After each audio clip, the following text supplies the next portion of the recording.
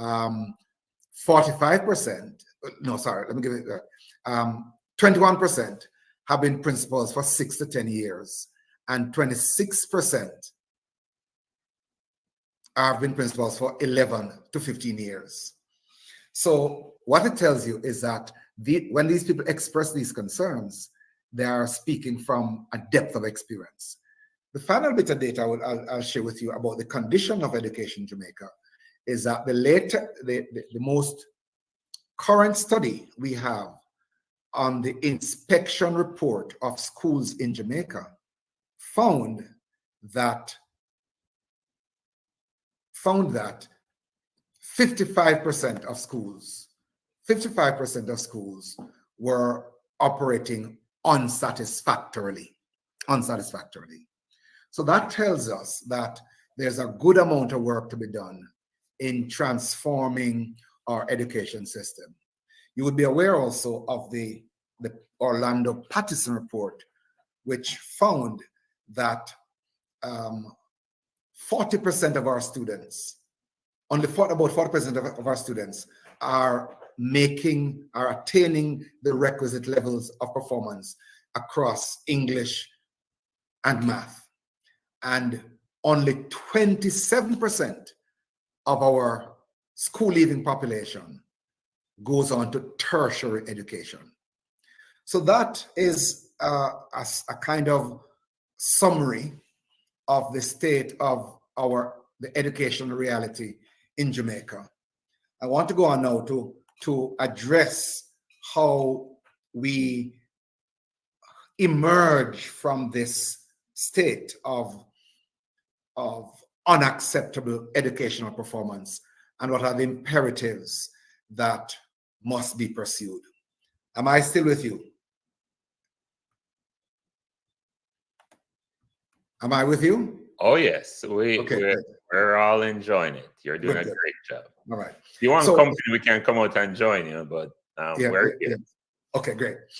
The first thing I want to highlight is what I call the fact that Jamaica continues to operate largely under a colonial educational philosophy, all right? And so there's need to decolonize education, right? There's need to decolonize education. What are some of the vestiges, the continued traces of coloniality in our education system? The truth of the matter is that the education system that was designed in the immediate post-slavery era through the education grant that the British government made to provide education in the colonies, that the system that was developed at the time was designed to ensure that slaves understood their places and were prepared with the minimal levels of knowledge to carry out their functions in the plantation economy. The education system had no place for people like you, Mr. President, an uppity black man who asks questions, or for my good friend Will Rattigan, who dares to challenge authority. The education system was not so designed.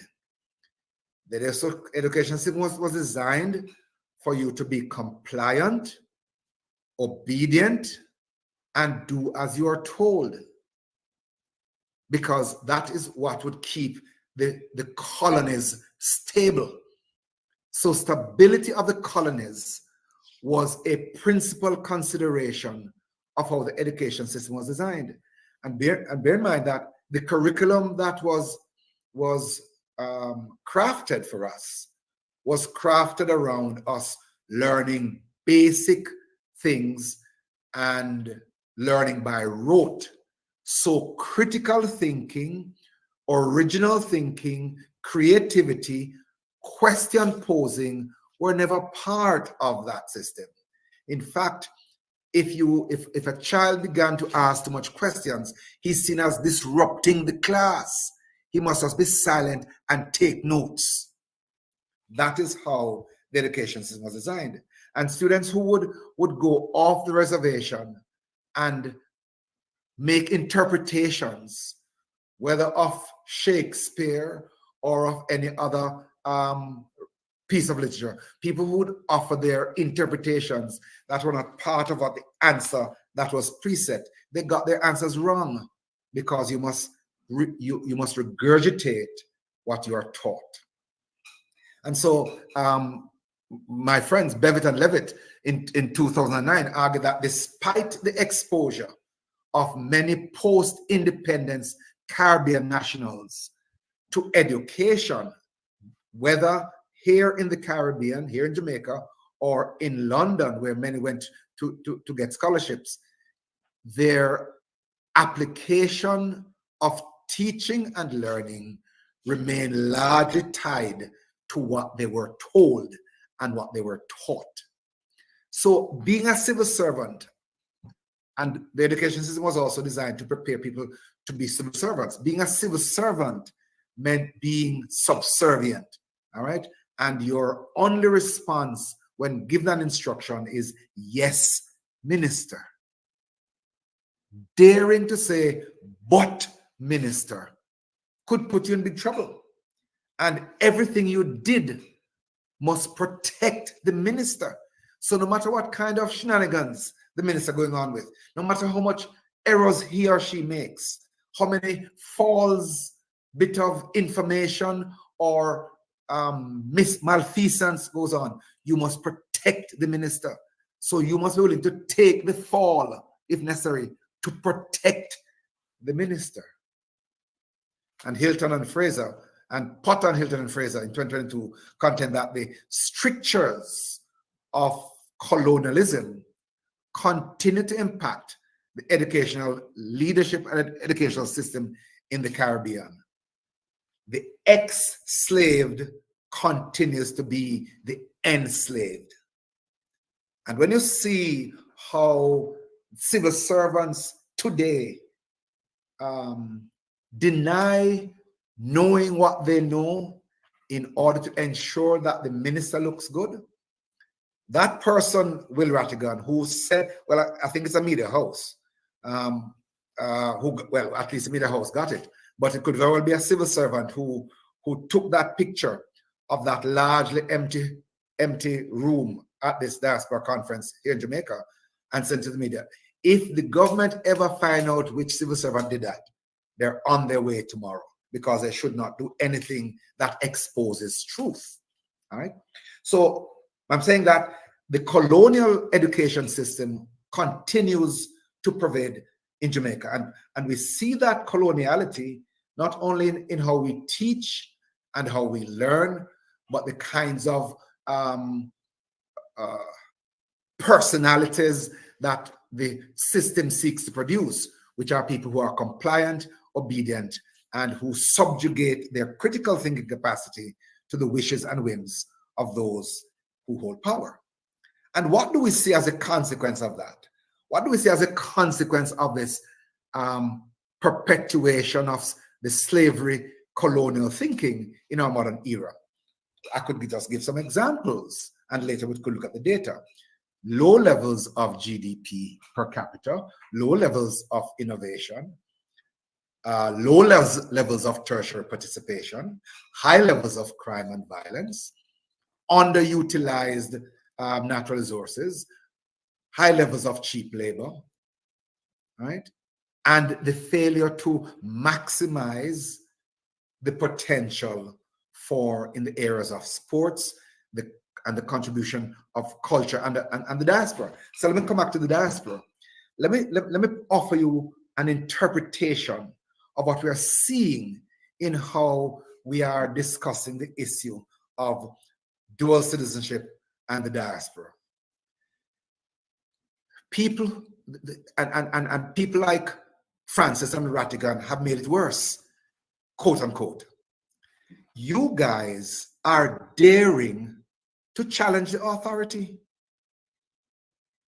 And because you have gone overseas and have learned a thing or two, the thinking goes. You're daring to question a minister or expose corruption. Who are you? The thinking is. And so because the diaspora now represents a horn of courage and a forehead of information and a chest of confidence, ready to question things that are not in the best of the country, the diaspora is now seen as the enemy. Diaspora is now the enemy.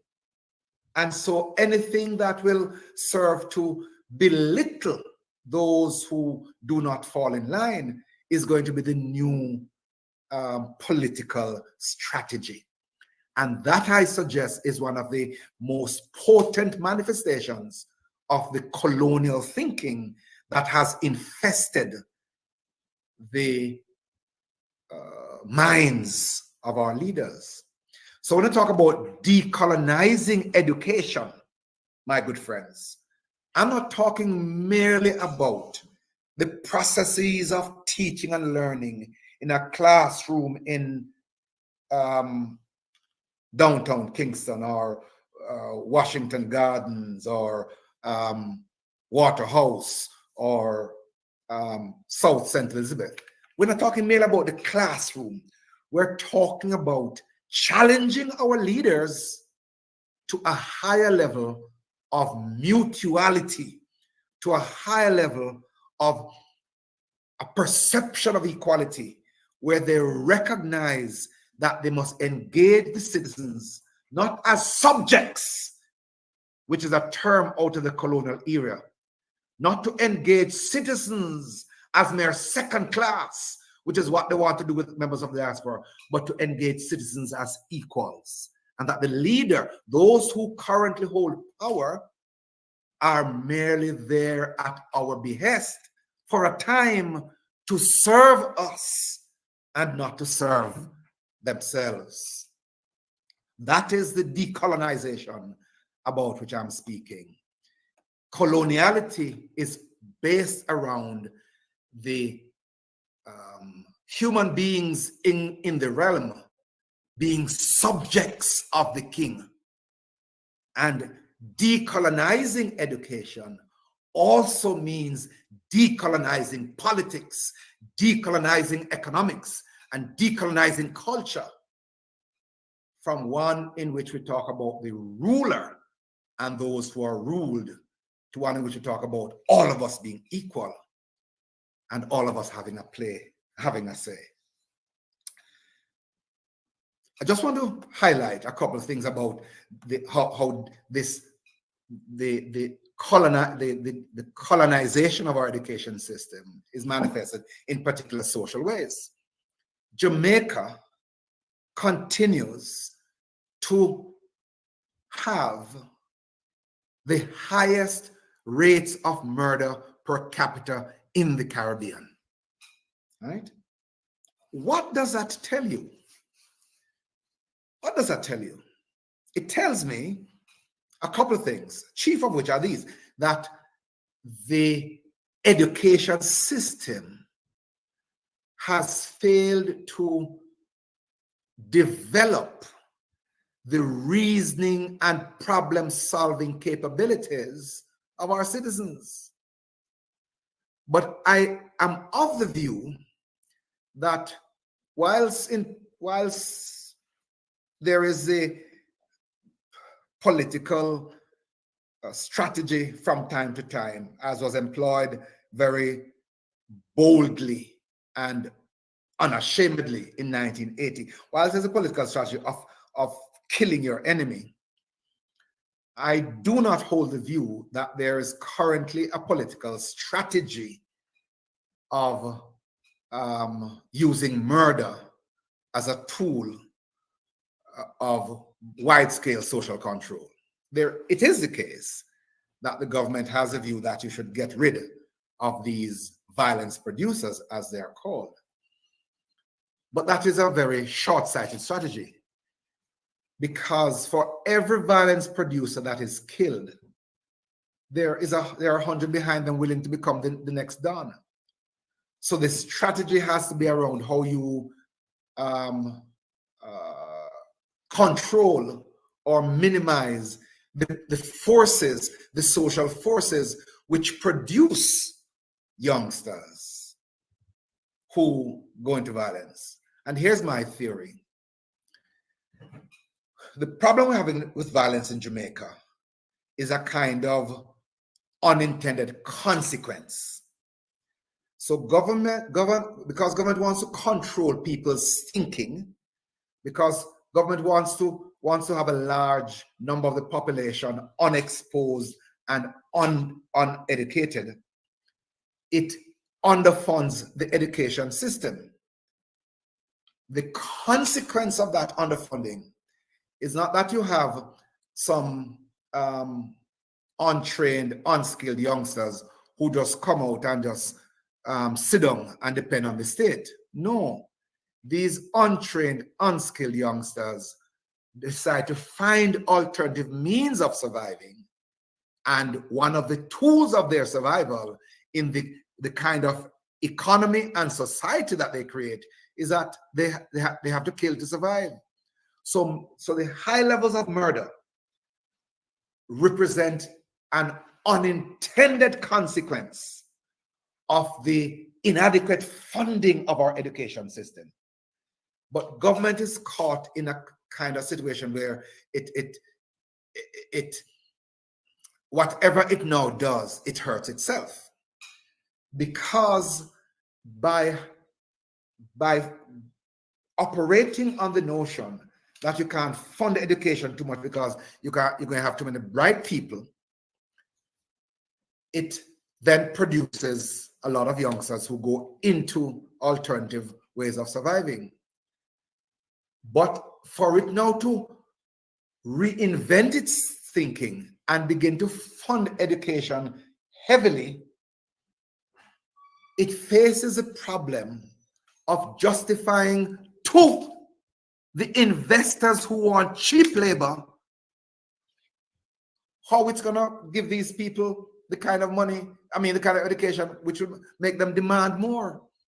So part of the colonial, might I say, continuation is that the system requires us to produce undereducated, slightly educated people who will only qualify for minimum wage, because that serves the interest of the call centers and other places that benefit from cheap labor. So high levels of murder, high levels of homicide is one of the consequences of our colonial education system. But government is now caught in a situation where reversing that means that it must stand up to the powerful who desire cheap labor. So the education system produces two sets of undesirable outcomes. People who largely only qualify for slave pay, minimum wage, and people who resist the slave labor pay and go into economic activities, many of them illegal, in order to maintain a lifestyle that is above the level of their counterparts. So remember, I said only 27% of our graduates go on to tertiary education. The other 73 are the ones earning the minimum wage, such that when government in 2016 introduced the revised tax-free threshold, the famous or infamous 1.5, only 78,000 of a workforce of 1.3 million, listen to me, of a workforce of 1.3 million, of which 10% would be 130,000. Only 78,000, just about 5%, qualified for that threshold, because everybody else was below the 1.5. Catch that. That's the slave labor we're talking about. A second consequence of the colonial education system that we see is what I call the low levels. So we spoke about murder and the fact that Jamaica has one of the highest rates in the world and one of the highest rates in the Caribbean, both in the world and in the Caribbean. I could tell you that Jamaica in the latest statistics, Jamaica is fourth in the world, all right? We spoke about the fact that only 27% of our students go on to high school. Here's another frightening thing, has to do with our GDP. China, which has a population of 1.4 billion, has a GDP of 11,000, which is low compared to some countries, compared to, say, Denmark, which has a GDP per capita. China's GDP is 14 trillion. Denmark has a population of 5.8 million people, and a GDP of 350 billion, and a GDP per capita of 58,000. China's tertiary participation is 51%. Denmark's is 80%. China's murder is less than 1 per 100,000. Denmark is 1 per 100,000. But here's the kick I want to give you for this part I'm making. Their global innovation index between those two countries, their global innovation index are 53 in the case of China and 57 in the case of Denmark. New Zealand, for example, with a population of 5 million people, a tertiary participation of 83%, has a global innovation index of 47. All right. Singapore, with a GDP of 372 billion, a tertiary participation of 97,000, has a global innovation index of 56. Jamaica's global innovation index is 29. So what it says is that the quality of our inventions, our patents and our innovation, the quality is low. Our rating is low because we have a low level of tertiary participation. And the reason we have a low level of tertiary participation is because we have an inadequately funded secondary and primary system. But also alongside that, we have an insufficiently funded tertiary system. Government doesn't want people to go to tertiary education because that will mean that people become uppity and fresh and ask questions. We want a subservient society. I want to say then that in decolonizing education, there are a couple of things that become critical. All right. Firstly, it is the mastery of context and critical thinking. Secondly, the ability to solve problems and manage conflicts and create alternatives. And that business of problem solving, creating alternatives is where innovation rests. Thirdly, respecting each other. I will make this point to you that the kind of disrespect that leaders show to each other and leaders show to citizens become the antithesis of what we want in society. And those leaders lack the moral authority to call for respect in society. Part of the carnage we're seeing in the society, part of the confusion we're seeing, is founded in the fact that leaders are not people who are showing respect.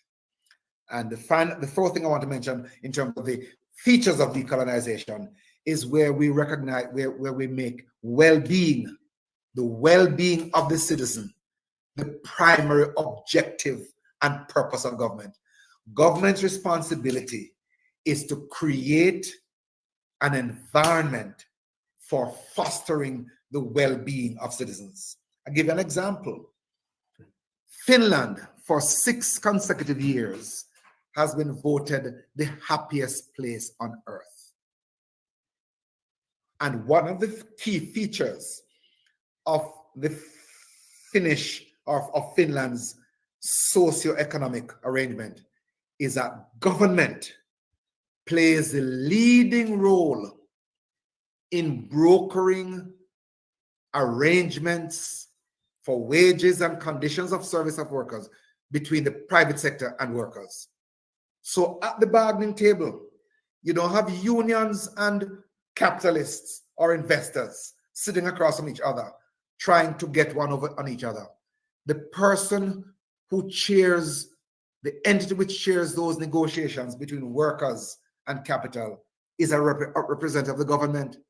And so the deal that is struck promotes the interest of all three, of workers, of investors, and of government. And they call that in Finland social corporatism. Social corporatism. And that country, 6 years in a row, the happiest place on earth. So what then should become the imperatives of the education system in Jamaica? I suggest the following as I close. Innovation and socio-economic transformation, educational justice and peacemaking, knowledge and cultural export, reshaping the curriculum to focus on critical thinking, interpersonal skills, and knowledge creation. Fifthly, fashioning tertiary education to be a mix of interests that attract youngsters. So part of the problem, I said to you, why we have that 27% accessing tertiary education is because the tertiary education product is not as appealing as it needs to be to the average youngster. So here then are 7 areas, I believe, must be the focus of education in a decolonized education system. 1, environmental and technology applications. 2, e-commerce. 3, internet publishing and broadcasting, smart media. 4, solar power and renewable energy. 5, agriculture and food safety. 6, biotechnology and artificial intelligence. 7, cybersecurity.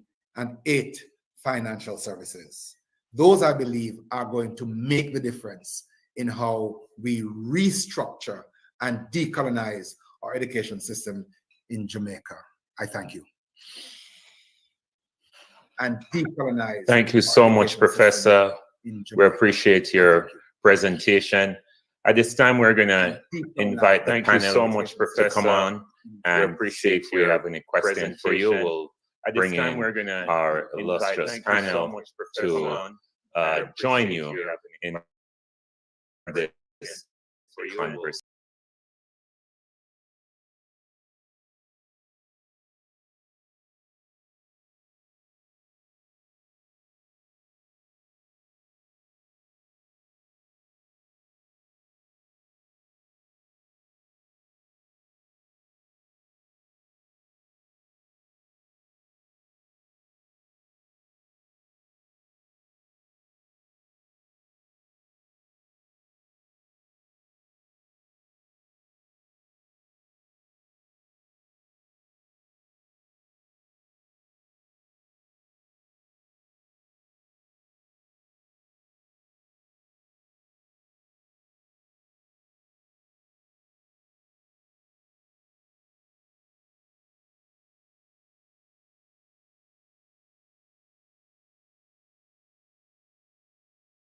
Now, particularly with the Ministry of Education, and there are other ministries, affiliated ministries that, you know, they're part of this issue as well.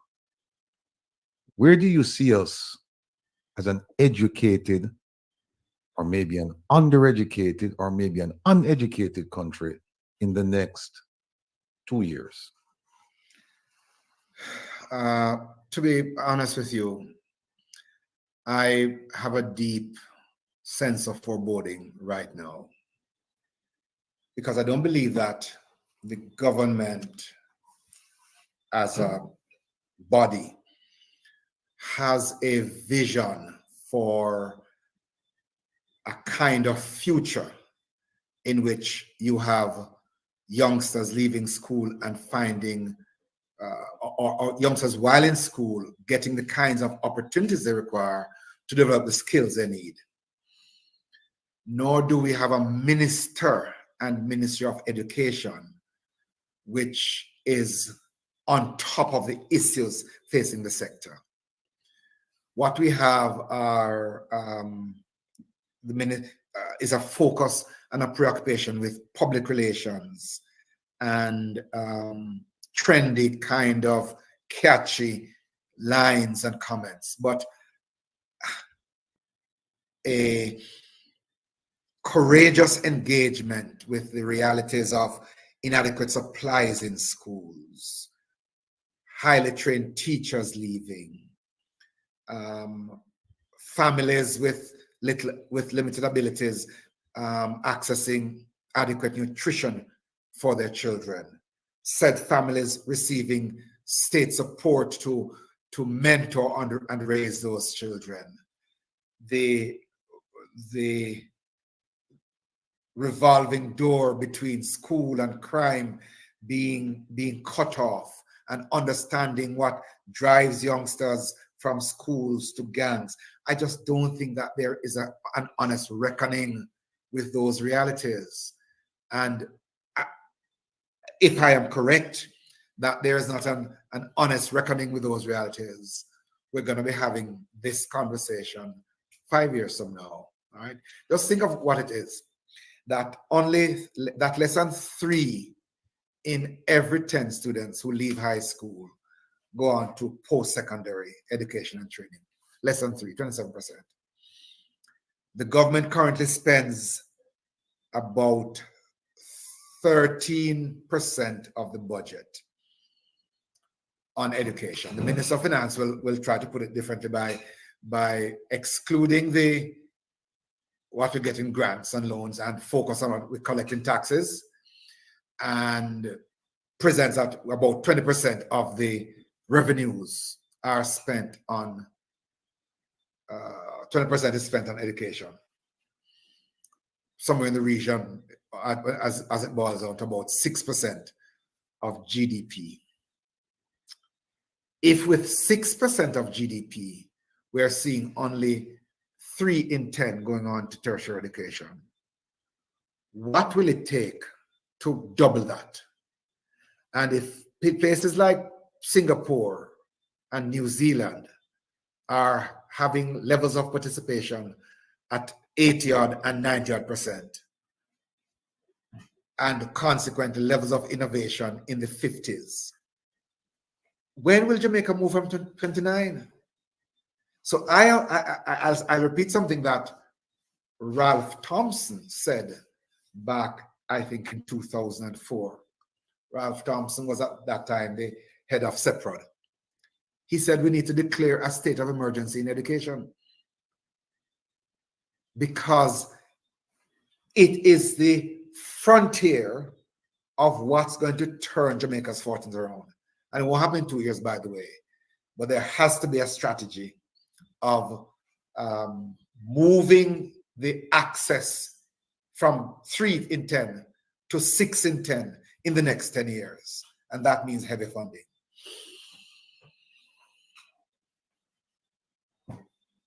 So the outlook for the next 2 years, I'm afraid, the outlook is grim. Let me just do a quick follow-up.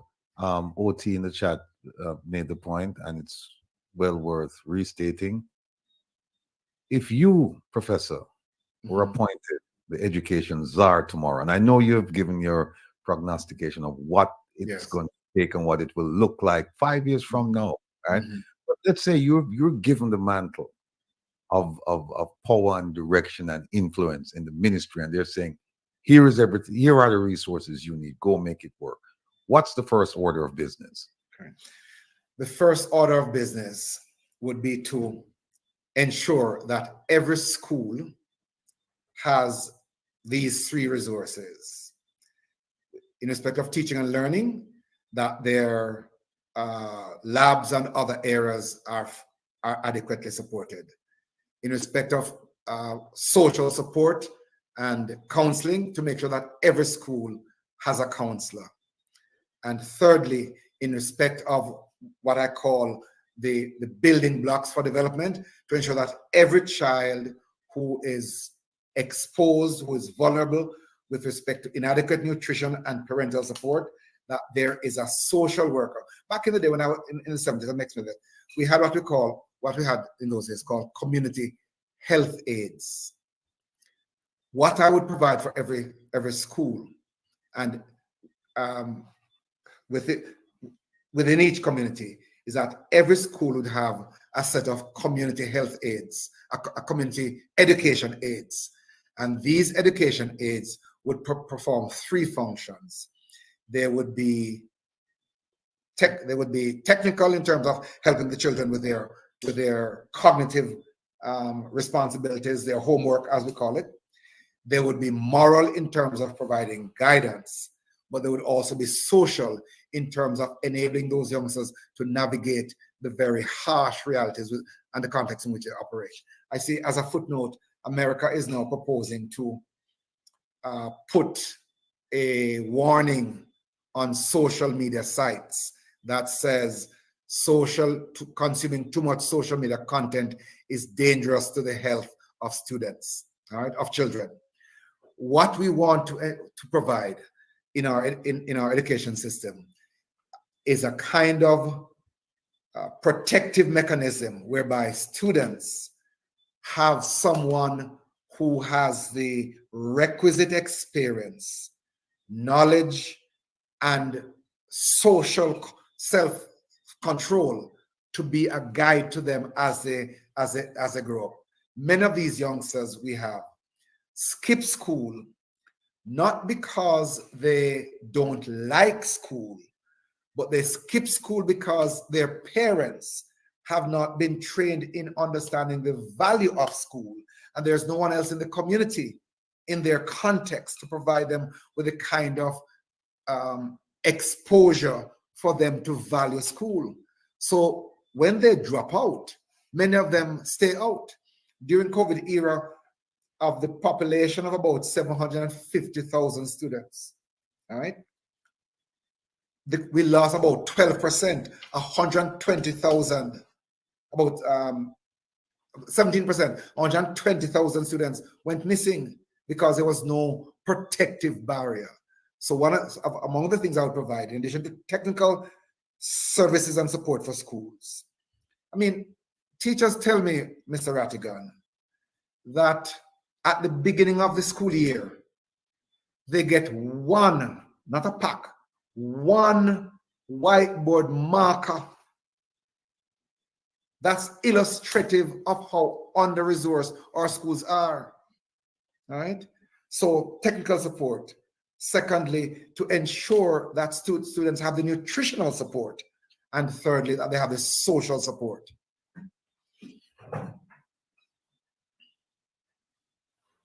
Thank you, Prof.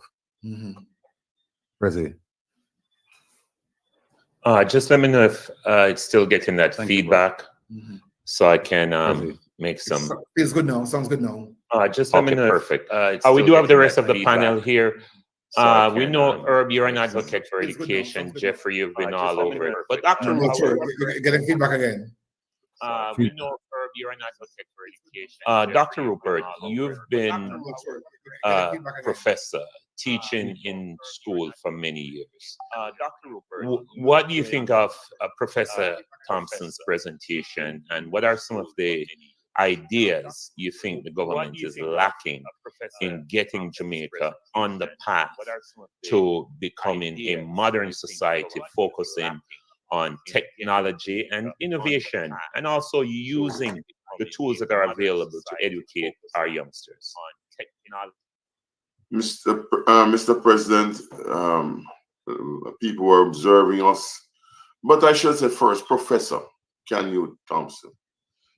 You are a breath of fresh air, as they would say, because as far as I am concerned, as an educator myself, you know, I couldn't have said anything better. Jamaica suffers from a lack of early childhood education, both for the child and the parents, as we know.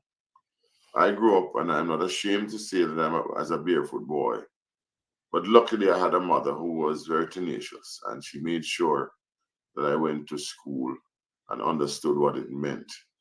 So I'm saying to you that really and truly, that when I hear presentations like this, I really have to really say thank you very much. There's a bright hope, there's hope, because we need to learn more about how we can improve our educational system. We saw examples of discipline, lack of discipline recently. We saw many things that are happening that should not be happening. And I really hope and pray that they listen to the words of the professor here and learn from him, because obviously he did not born in a golden spoon and in mouth either, as we used to say. We just need people who are hell-bent on making sure that our children get the requisite education that is needed to carry the country forward. We know the countries that are successful. We know the policies. All we have to do is to commit ourselves to the process and make sure that we can really overcome. Because I'm telling you, Dr. Professor, I hope that you get a chance to go all over. I know you're at the university, but to really bring everybody up to speed and understand why education is over. I read a report with Dr. Herbert Gale, and he pointed exactly to the things, especially he gave us a period from 1962 to now. And believe me, I really hope that they listen to people like yourself and himself and others for our future, because we really need it. Thank you for the opportunity to share these personal thoughts. Professor, well done. Let's look forward. Thank you, Dr. Rupert. And guys, our panelists, we do have a next speaker in with our next group coming on. So Dr. Rupert, I'll go to Herb Nelson. We do have your comment to the professor and his amazing presentation. Hi, Professor. You know, each time I am with you, you seem to blow me away into another world to try and figure out how to get back in a renewed world down there in Kingston or in Montego Bay or any of the other, fast-growing cities that we have in Jamaica. Now, the curriculum, the national standards curriculum in Jamaica is a comprehensive framework designed to enhance education across various grade levels. All that planning that goes into the NSC, is any of it working?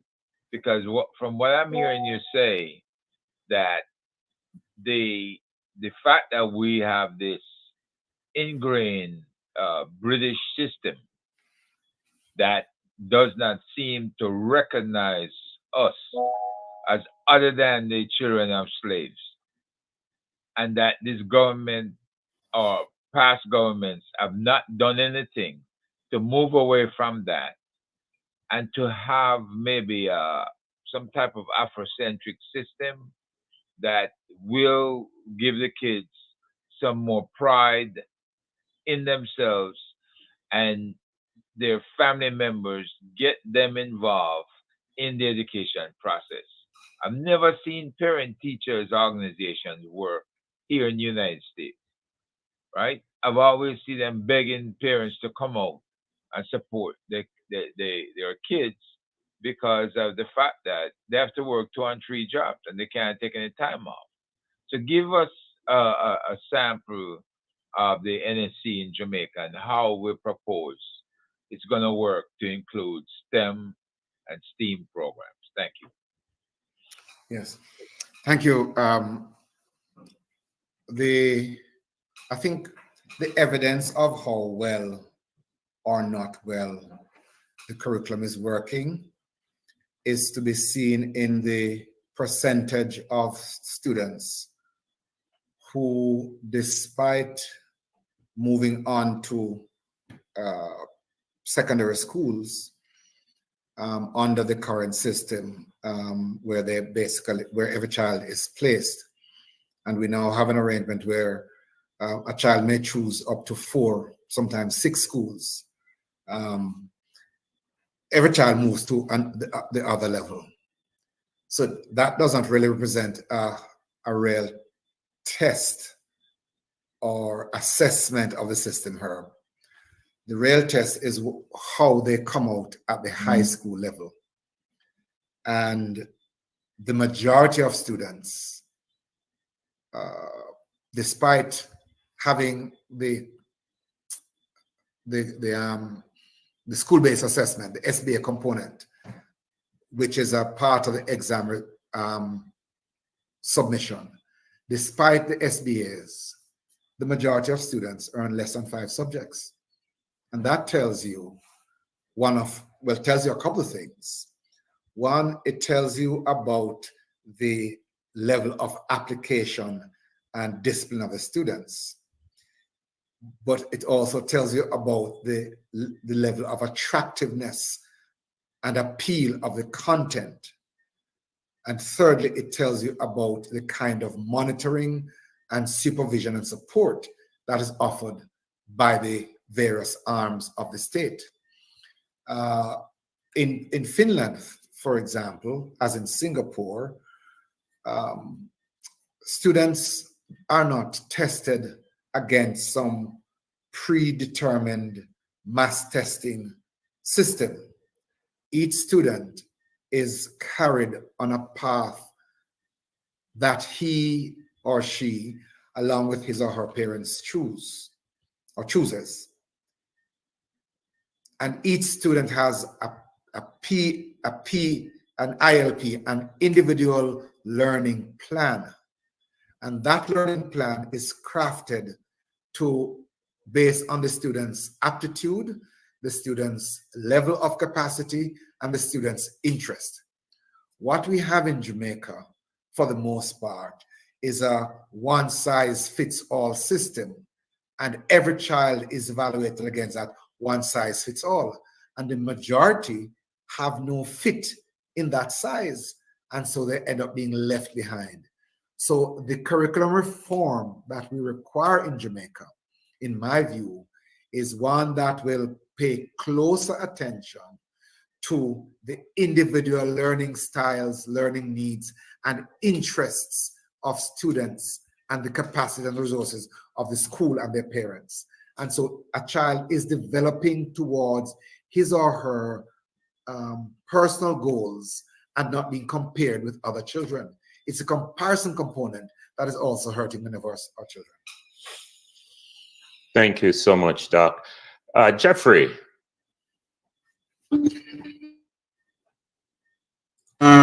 Esteemed panel and His Excellency Sir Wilfred Radigan. Mr. President, you have been doing a great job, sir. Professor. Yes, sir. When I listen to you speak, sir, I think Jamaica needs more people like you who can go down in the gutters of Jamaica and speak to our people, sir. Because I don't hear you use any highfalutin word of fundamental and hypocritical and democratical. You use the words that our people can understand. Well, why are you laughing at me, man? You know? And Professor, I lift my hat to you, sir. And I must say, continue doing the great work. I think it's people like you that need to go around the country to teach the Jamaican people about our Constitution and the Charter of Fundamental Rights and freedom in this country. You're a person who I will listen to any day, and I will listen to you for hours. I must say, continue doing the good work that you're doing, sir. And I'm just giving you a comment that, you know, I don't really have a question of such, but based on what you did, the presentation you did tonight here on Regent Ratigan about what is going on in Jamaica, I must say to you, sir, you did an excellent job. And people like you, we need more to hear from. Thank you. Thank you. If I might, although you didn't ask a question, there's a quick comment on an observation made by one of your guests in the chat about the teachers' colleges. I agree that part of the reform and transformation will be in how we reshape the curriculum of teachers' colleges. I think the time is up. Thank you so much, Professor Thompson. Your presentation is archived on YouTube, and many over the years will go back and see this excellent work that you have done. On behalf of the entire Diaspora Conference. We appreciate your participation, and we thank you for being here tonight. Thank you. Thank you. Ladies and gentlemen, thank you so much as we continue our conference.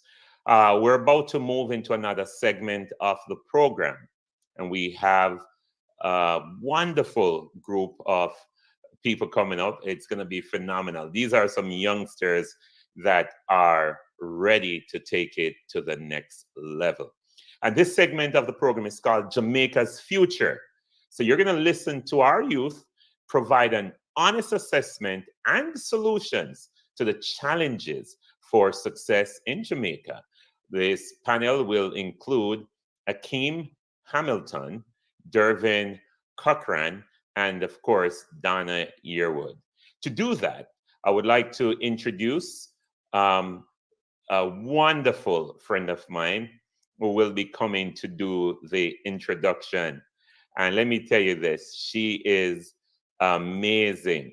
So as I bring her on the screen, I just want you to look at her blush while I talk a little bit about her. Now, this you're seeing here is none other than Dr. Nashika Jackson Ogilvie. Now, Dr. Nashika is a co-host on my radio show, Good Evening, Mr. President. And in fact, for the last 3 weeks, she's the only one, well, she's running the program, and I've been MIA, including today.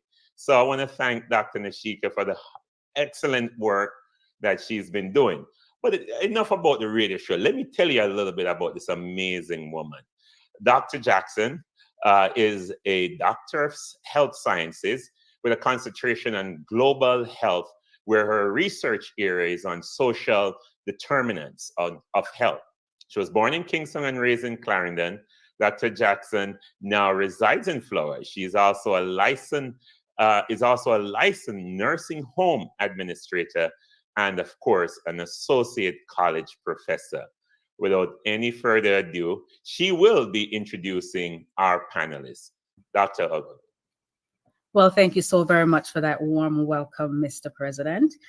So as you said, we have 3 panelists today.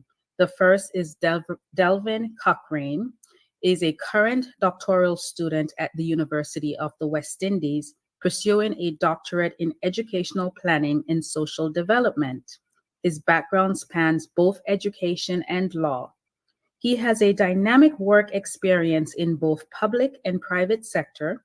His previous degrees are a first degree in special education, which is a bachelor's of education, a bachelor's of law degree, and a master's in educational and leadership administration. So that's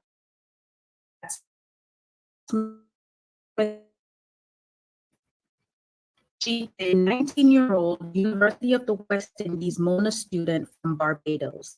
She loves economics, politics, music, sports, and aspires one day to merge these passions to various projects in her professional career. She currently performs on many stages across Barbados, as well as volunteering her time at the National Cultural Foundation of Barbados. Donna Lisa understands the importance of education and is currently pursuing study by doing a bachelor's of science in economics and hopes to minor in cultural enterprise and entertainment management. Lastly, we have Akeelim Thompson, bachelor's of law graduate from the University of Technology, a social and political activist in Jamaica. He believes that endless possibilities lies within the humans. So there you have it, ladies and gentlemen, our 3 panelists for the night. Back to you, Mr. President. And we want to thank Dr. Jackson for our presentation. I think we're missing one of our panelists, Akeelim. And I know Will is working on getting him to join us here. Dr. Jackson and myself are pleased to have you, Akeelim and Donna Lee. So let me start. I always say ladies first. So Donna Lee, we're going to go with you first. Tell us a little bit about you, Miss Donna Lee Yearwood. Who is Donna Lee and what would you like people to know about you?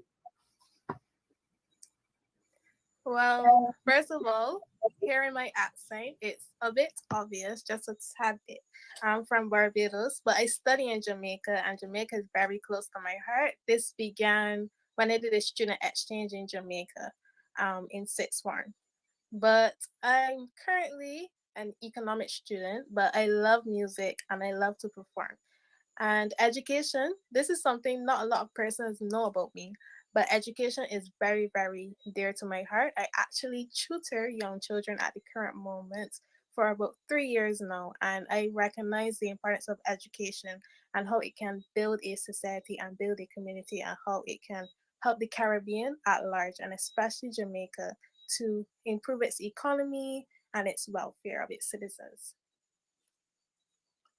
Thank you so much. Thank you so much, Donna. All right. We have next on the list, Mr. Akeelim.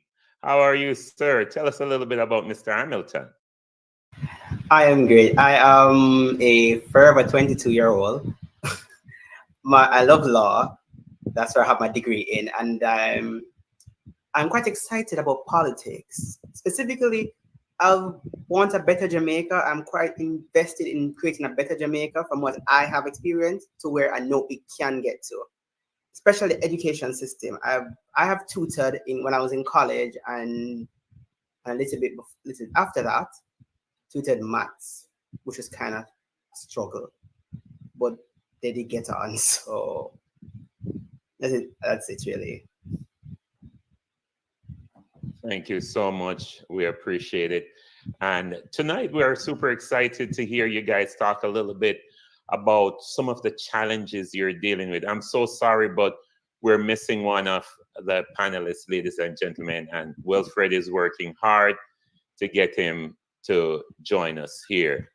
I am not sure how long it will take to get him, but let me bring Will back in. Sir, if you could provide us an update.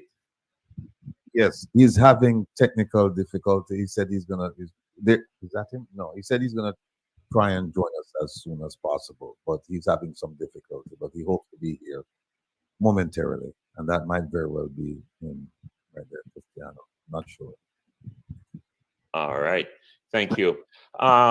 So, Akeem, what are some of the challenges you have seen as a youngster? Forever 22, is it? Or 23? Which one? Which 21? 24 or 23? Forever 22. Forever 22. Right, 22. I see the education system in Jamaica. There's room for improvement and there's room for growth, and it's right at the tip of our finger, but we refuse to grab at it. We take on the principle as the professor stated in his a one size fits all. So they have a system where the education system is built in such a way that they treat all of us as the same fish and tell us all to climb a tree. Everybody to climb the same tree. But if they keep telling us to climb a tree and we keep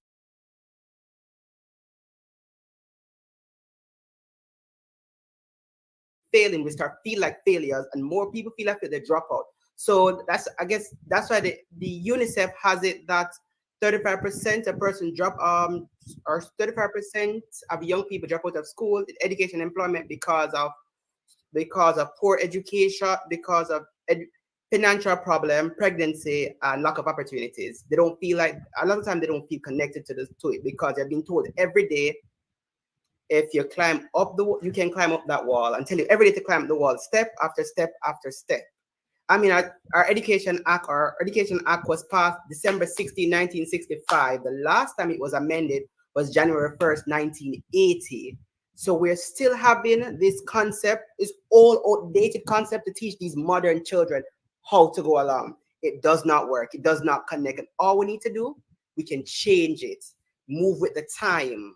The kids that we have today is not what my mother was. It's not my father nor my grandmother. Total different type of children we have today. You have to teach them right where they are, and don't try to tell them something that way outdates them. Try to let them understand something that way outdates them and doesn't relate to them at all. That's the education. Some very interesting statistics. And the SLB, so before Donna Lee speaks, if you could advise the government on some of the educational policy as it relates to tech, and giving children or students the tools to improve their education, what will be some of those ideas you would share? One, don't standardize compensation to the schools. You can't give all the schools one money. You have to, the one that's most needed, get a larger portion versus the others. An example, you can't give an Arden a 25 million and give Clancarty High School another 20, give them 25 million, where their problems and their expenses triple that. When Arden has a big support, they have a strong alumni program, they have a lot of organization funding the school, so they don't need that full 25 million. They mostly need government to give them like 10 or 15 to cover some of the small bases. However, you're giving Clancarty that don't have any bucketive, only thing they depend on is government funding to support the entire school. The school that is being fed with a lot of inner city person, and so their family don't have the money to build a big alumni association to give funds and stuff. When the school throw a program like, let's say a party, so they can have like a what we call it, barbecue, so they can generate funds to cover something for the school. But by the time they cover half of what required for the school, there another problem arise because they don't have enough funding. First thing, don't make like funding for school become a matter of equal. I don't, it wouldn't be equal, just and reasonable. Equilibrium, yes, one of those words.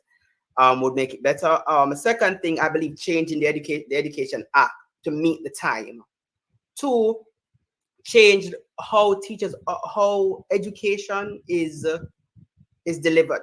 Change the curriculum itself.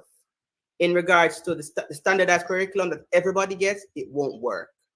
Adjust the standard, the curriculum so it matches the school, the background of the student that attend the school. Every student won't understand this. Every student don't learn the same way. Some are visual learners, some are audio learners, some are both, and some are other form of learners. Adjust the environment to fit these persons and carry the education to them. Don't force them to come drink it, to come to you, but carry it to them so they can understand.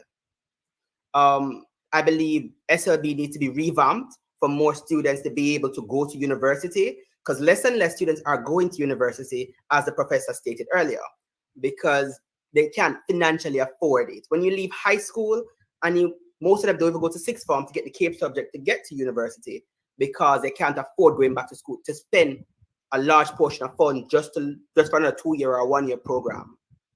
So that is the situation that we're facing.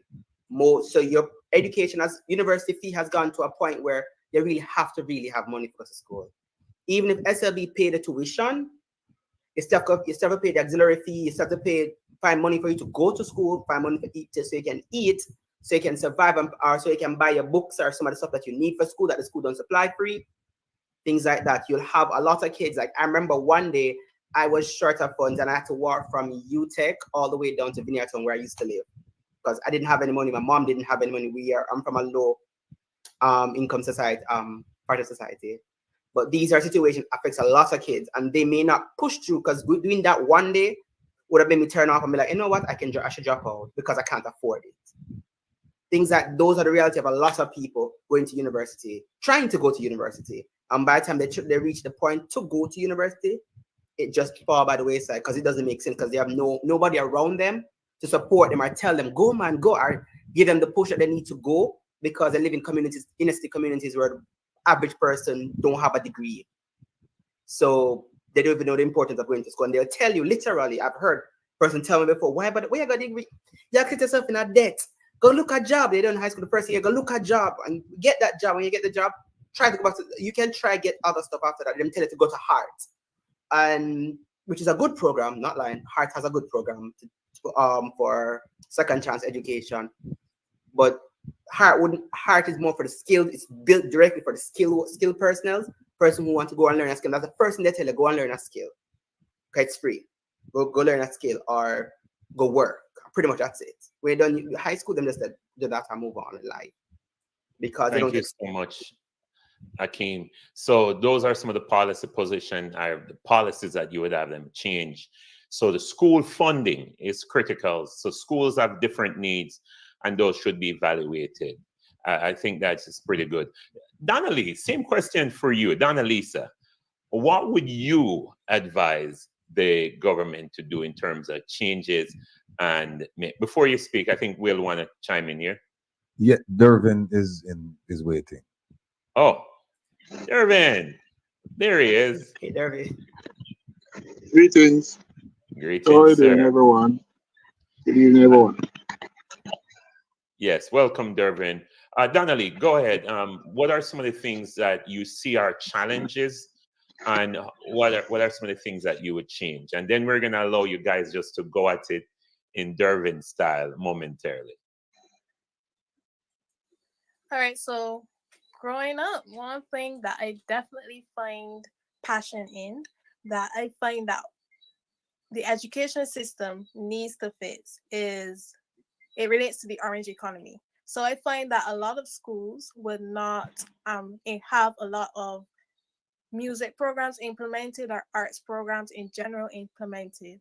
And I find that, as the professor had mentioned earlier, that we live in this colonial mindset. So a lot of schools will say, oh, well, go be a doctor, go be a lawyer, go do this, go do that, go and study in this particular pathway. And a lot of government officials or ministers may ignore the importance of the orange economy and how the orange economy can build us up. And that is definitely something that I find as well exists a lot among the lower class community, especially because, as my counterpart has mentioned, education is so expensive. And in order to get education, you have to spend a lot of money.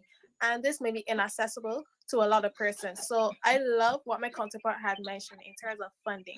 I believe that that is a huge problem in our society. Funding for education should not be that difficult, because you may have a lot of persons who may want to study but can't study. And that is pretty sad, because education is upward social mobility. And in order to have a society that prioritizes education, we must understand how difficult it may be for some persons. So that's just my 2 cents on education and education policies. I believe that Jamaica's government should look to prioritize education and its funding, because 20% of our, not even 20%, maybe even lower than 20% of our budget being spent on education is simply not enough. And yeah, it should be improved. So yeah. Thank you so much, Donna. Can I add, it's 22%, Donna Lee, 22% of the current budget, 23 to 24 budget, which is $1.34 trillion. About that, the government is going to spend on education. Thank you. All right. Dervin, welcome. Such a pleasure having you. For the listeners who are just joining us, we introduced you earlier, but if you could just tell us a little bit about who is Dervin Cochrane and what are some of your goals and objectives, and then we'll continue our convo. Okay, Dervin Cochrane, a current doctoral student in educational planning and social development. I have other degrees, diploma and bachelor's in special education, master's in education administration, a law degree. So I'm kind of a well-rounded person. So I know all the skills that I have and all the qualifications that I have will help me to make the world a better place, basically, and to put in implementing sound policies and advocate in terms of the realm of social justice for all, including children with special needs. That's just me. All right, thank you, Dervin. We actually have a group. What are some of the things that you see happening in the education system that you would like to change? And if you could sit in Parliament and have a conversation with these legislators or the policymakers, what are some of the fundamental changes, the way education is delivered in Jamaica, you would propose? All right. our education system is an oppressive type of system, highly oppressive, coming from colonial import, basically. Hence, our system is basically the nurturing of this colonial import. And if we take our children out of the Jamaican setting and put them in the US, the same children who you call dunce pitney, they are the geniuses over in the American system, which tells you that there is something fundamentally wrong in how we teach our children and the teaching and learning processes here.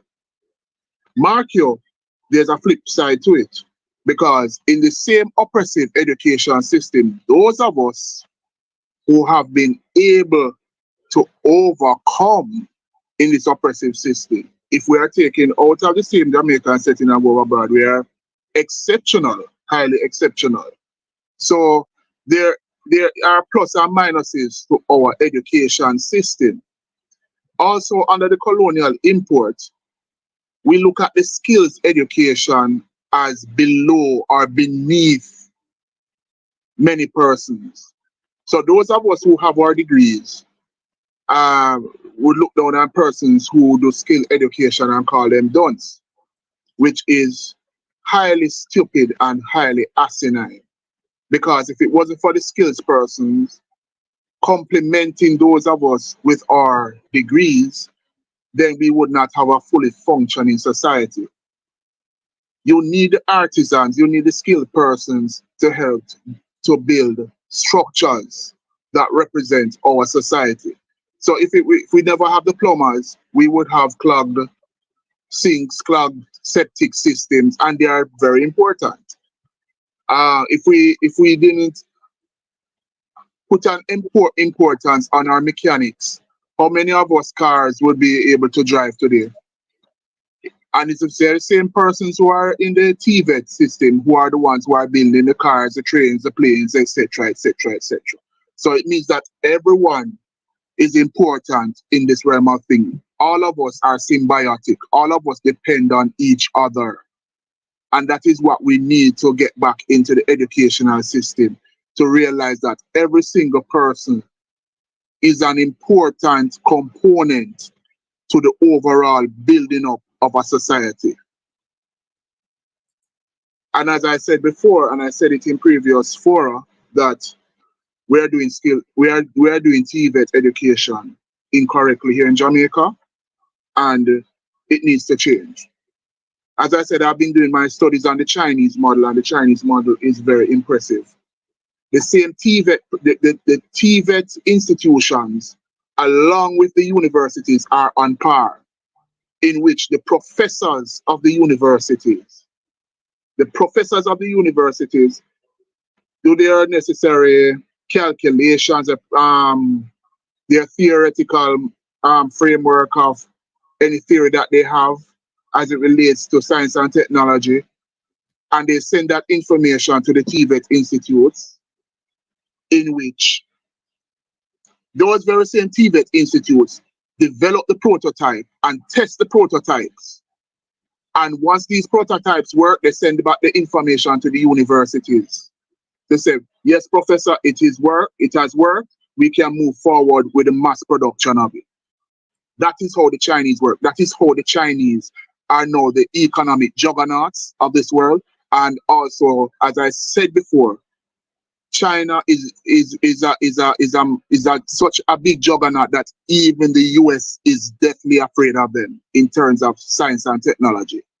And I know that the US cannot deny that. So we have to look at how we deliver education in the system a different way. As our Professor Thompson, my professor, would always say, reimagining education. And that's what we have to do. We have to reimagine education and how education is delivered. All right, reimagine education and how education is delivered. All right, well, I am going to defer to you because I know you're very passionate about these amazing young people and their future.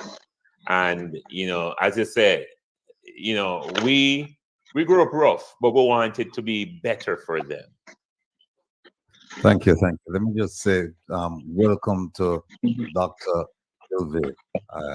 Please forgive my manners. And big up to Donna, Lisa, Dervin. I don't reach that yet. Huh?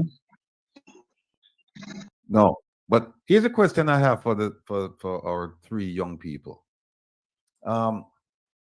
Given the state of corruption in the Ministry of Education in Jamaica, and I reference the alleged actions of the former Minister of Education, Mr. Royal Reid, who's going through the judicial system right now.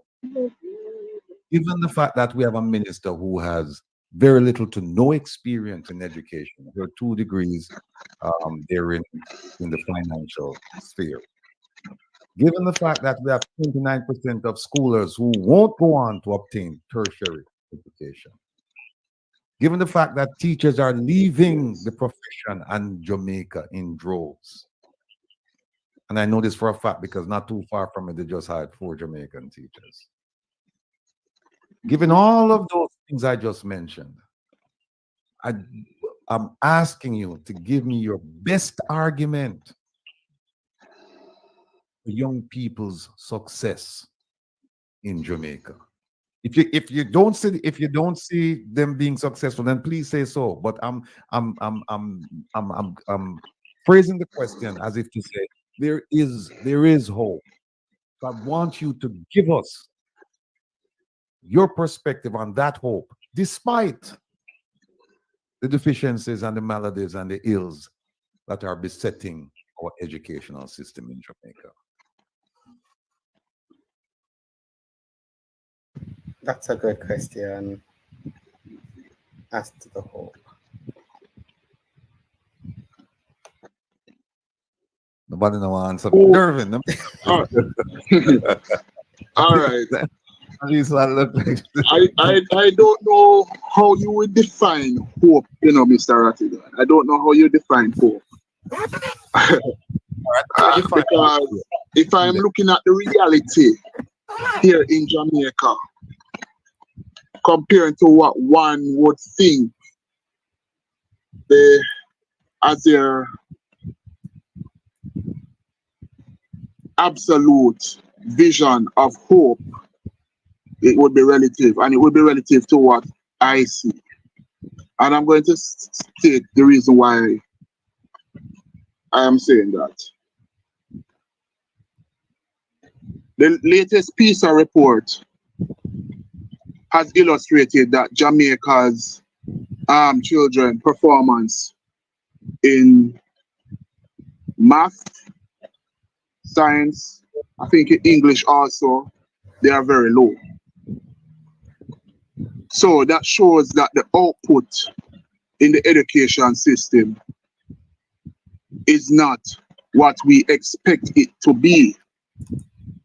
That is one.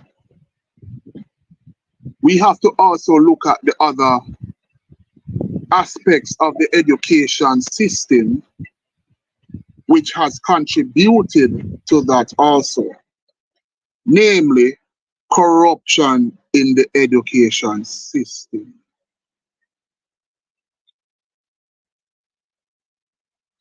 There has been a litany of stories.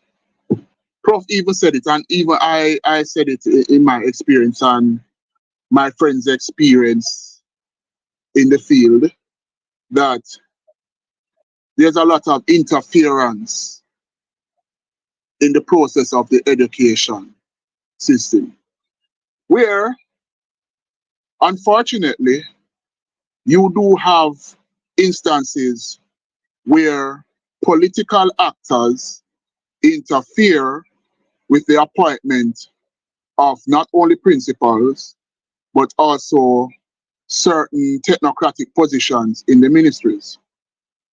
And we have to be clear, we have to, and I'm going to talk it like it is, because many of my friends, that is why many of them have migrated. Many of them would say it. But the only difference is I can say it, and I can say it with no fear for and no apologies, because it is there. So until we can also deal with that aspect of the education system, then we'll see some level of glimmer of hope. When you have persons who are not qualified but are placed in positions because they are political activists, for some MP. And I remember the last time when I was with you, Mr. Rattigan, I highlighted 2 judicial precedences that speak on the interference of political officers in the appointment of principals to our schools. One was the Pataswamy case of India, which states that the appointment of school administrators by public officials is not permitted according to the Supreme Court of India, and any meddling would be viewed as a breach of a basic right to an education. And even the Limpopo case of South Africa even stated that also. Also, let me just highlight another case here. The UWI debacle, in which, unfortunately, and it's in the paper, so people can go Google it themselves and will see it. It is titled, I think it's UWI debacle, its name, where the current education minister was uncomfortable with the appointment of, and I'm going to say it loud and clear, Professor Denzel Williams. Professor Denzel Williams got the highest in the testing, the testing analysis of, appointment of principals. He got the highest and she had a problem with it. She wanted to insert somebody into that position over Prof. And I remember I had a conversation with Prof. Thompson. I said, Prof, you know that there's 2 judicial precedents which speak on that, and if the UWI Council foolishly go with the minister's prescription, it would put, and I would call UWI the Harvard, Yale, and Princeton of the Caribbean, into great disrepute. The UWI is an institution which has over 75 years in advancing the discussion on many issues. So many issues. Its professors have done that, a lot of them. I hope everybody remembers the late Walter Rodney. He was one of those brilliant minds, and he was a product of the UWI. Social justice issues, and now recently we have the reparations issue, which UWI is at the forefront of it. And you, as the education minister, you want to insert yourself to put who you want. So basically, you're trying to stymie the voice of a massive institution, which I would call the 7th estate, if there's such a term, which gives a voice to the voiceless. Make professors like Prof. Thompson, Professor Figueroa, others, many others, give a voice on various national and international issues and regional issues.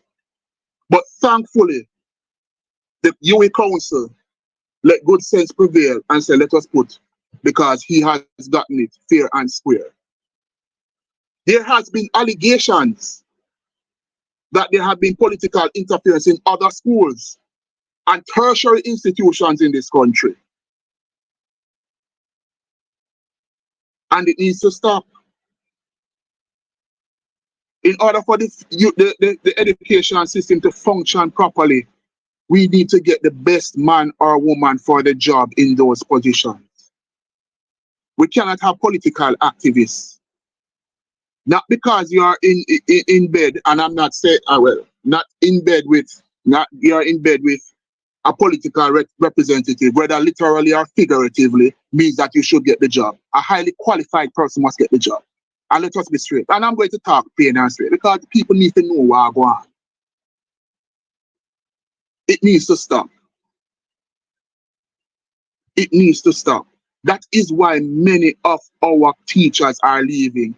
I have a very good friend. She's in Virginia. She is a young woman and she had a master's in education administration. And then give her such a fight down here. Right now, I spoke to her about 2 weeks ago. And she told me that, Dervin, why you know, so them putting me on a course now to become a principal of a school. So she was going to do her doctorate, you know. And she said just because of that, and they were so impressed with her work, they said they need to put her on to become a principal of a school in the state of Virginia, in the Commonwealth state of Virginia. And I can tell you of other stories of my other friends in North Carolina, South Carolina, and in Florida. So what does that say? It just goes to show, as in the book of Isaiah said, a prophet is never honored in his own country. So our teachers are not honored in their own country. The nurses are not honored in their own country. So then gone abroad and become the superstars. Leaving now a country devoid of the great minds because of a selfish administration, giving themselves 300% increase and telling you foolishness about to get what you paid for. So since you get what you paid for, so when the teachers them are stressed, and it's like almost every week I'm getting a report that a teacher has died in the classroom, has died. A teacher has died. Almost every week. And that not register in a them head. To see what going in the system. Why are our teachers dying? Is there a burnout? Is what is going on? You even have cases where schools are filled to the brim and the same political representative call the principal and say, put in this student here. Even though the school full and there's another school that could accommodate them. But then insert them into that school when it is full. So you're interfering with the function of the school. The politics is stink in this country. It is stink. And what I can't believe, the persons who were advocating for teachers, and I have to call them out, certain operatives of the JTA, when there was a salary negotiations, and teachers get a mere 20% increase, and yet some of the teachers in that very same organization just fight against each other. Because there was a great divide, you know, from what I'm getting from my friends who are in the JTA. Right? Until the negotiations have been settled now. And the teachers get them paltry sum and the principals get about $12, $13 million. But many of them don't realize that they're getting half of what they're being paid. The principal should have actually gotten $23 million. While the teacher should have gotten at least $500,000. Well, Senator Damian Crawford said it. So he's dead right. If you're looking at it from an education economics point of view. So we are in trouble. And we need to stop putting our heads in the proverbial sand and say that nothing is wrong with our education system. Something is fundamentally wrong. Dervin, I agree with you. Something's fundamentally wrong. But there's a bit of hope. There's a glimmer of hope. The legal framework is there. The Constitution does have as a right of the child, he has a right to education up to at least primary level. That's the foundation. Once that is there, that's the end all of all. That's the overarching law. It's the Constitution. So once that is there, there's some glimmer of hope. And we have a strong opposition. Currently, we have a strong opposition that rally the troops when there's any inconsistency with government and its practice in the system. Senator Damian Crawford is one of those people that like him blow the whistle and say what him think and leave it there, where people like him in power to ensure at least the interests of the Jamaican people are kept at the forefront of Parliament and the various executive of government. I agree with you. There's a lot of corruption in the Ministry of Education. I agree with you. I agree with you with the involvement of the minister in a lot of the day-to-day activity. I kind of see my understanding as to be a minister, I believe you're not specific. You're not into the day-to-day running of the country. The permanent secretary does that. As the minister, you're oversight. You review and give parliamentary update. Give parliament an update as to what is going on under the ministry to which you have oversight jurisdiction. That's the minister's job, not the person to tell appoint that person here, I like that person, move that. That's not your job. Never your job. The permanent secretary and the commission that the public sector commission that is set up to hire people in the public sector. These are the people that are involved in these activities. And because I know these institutions do exist, I do have a little hope for the educational system in and of itself. I believe there's a few tweaks we can add, like for fixing the opposition leader speaks about fixing the early childhood education, starting from the foundation to rebuild our education system. That is a push that he's pushing, and it's not. I have hope because I've seen where the opposition have pushed an agenda where the government has had, based on how strong the force was, they have taken it on. Example, the what's that name? Income tax.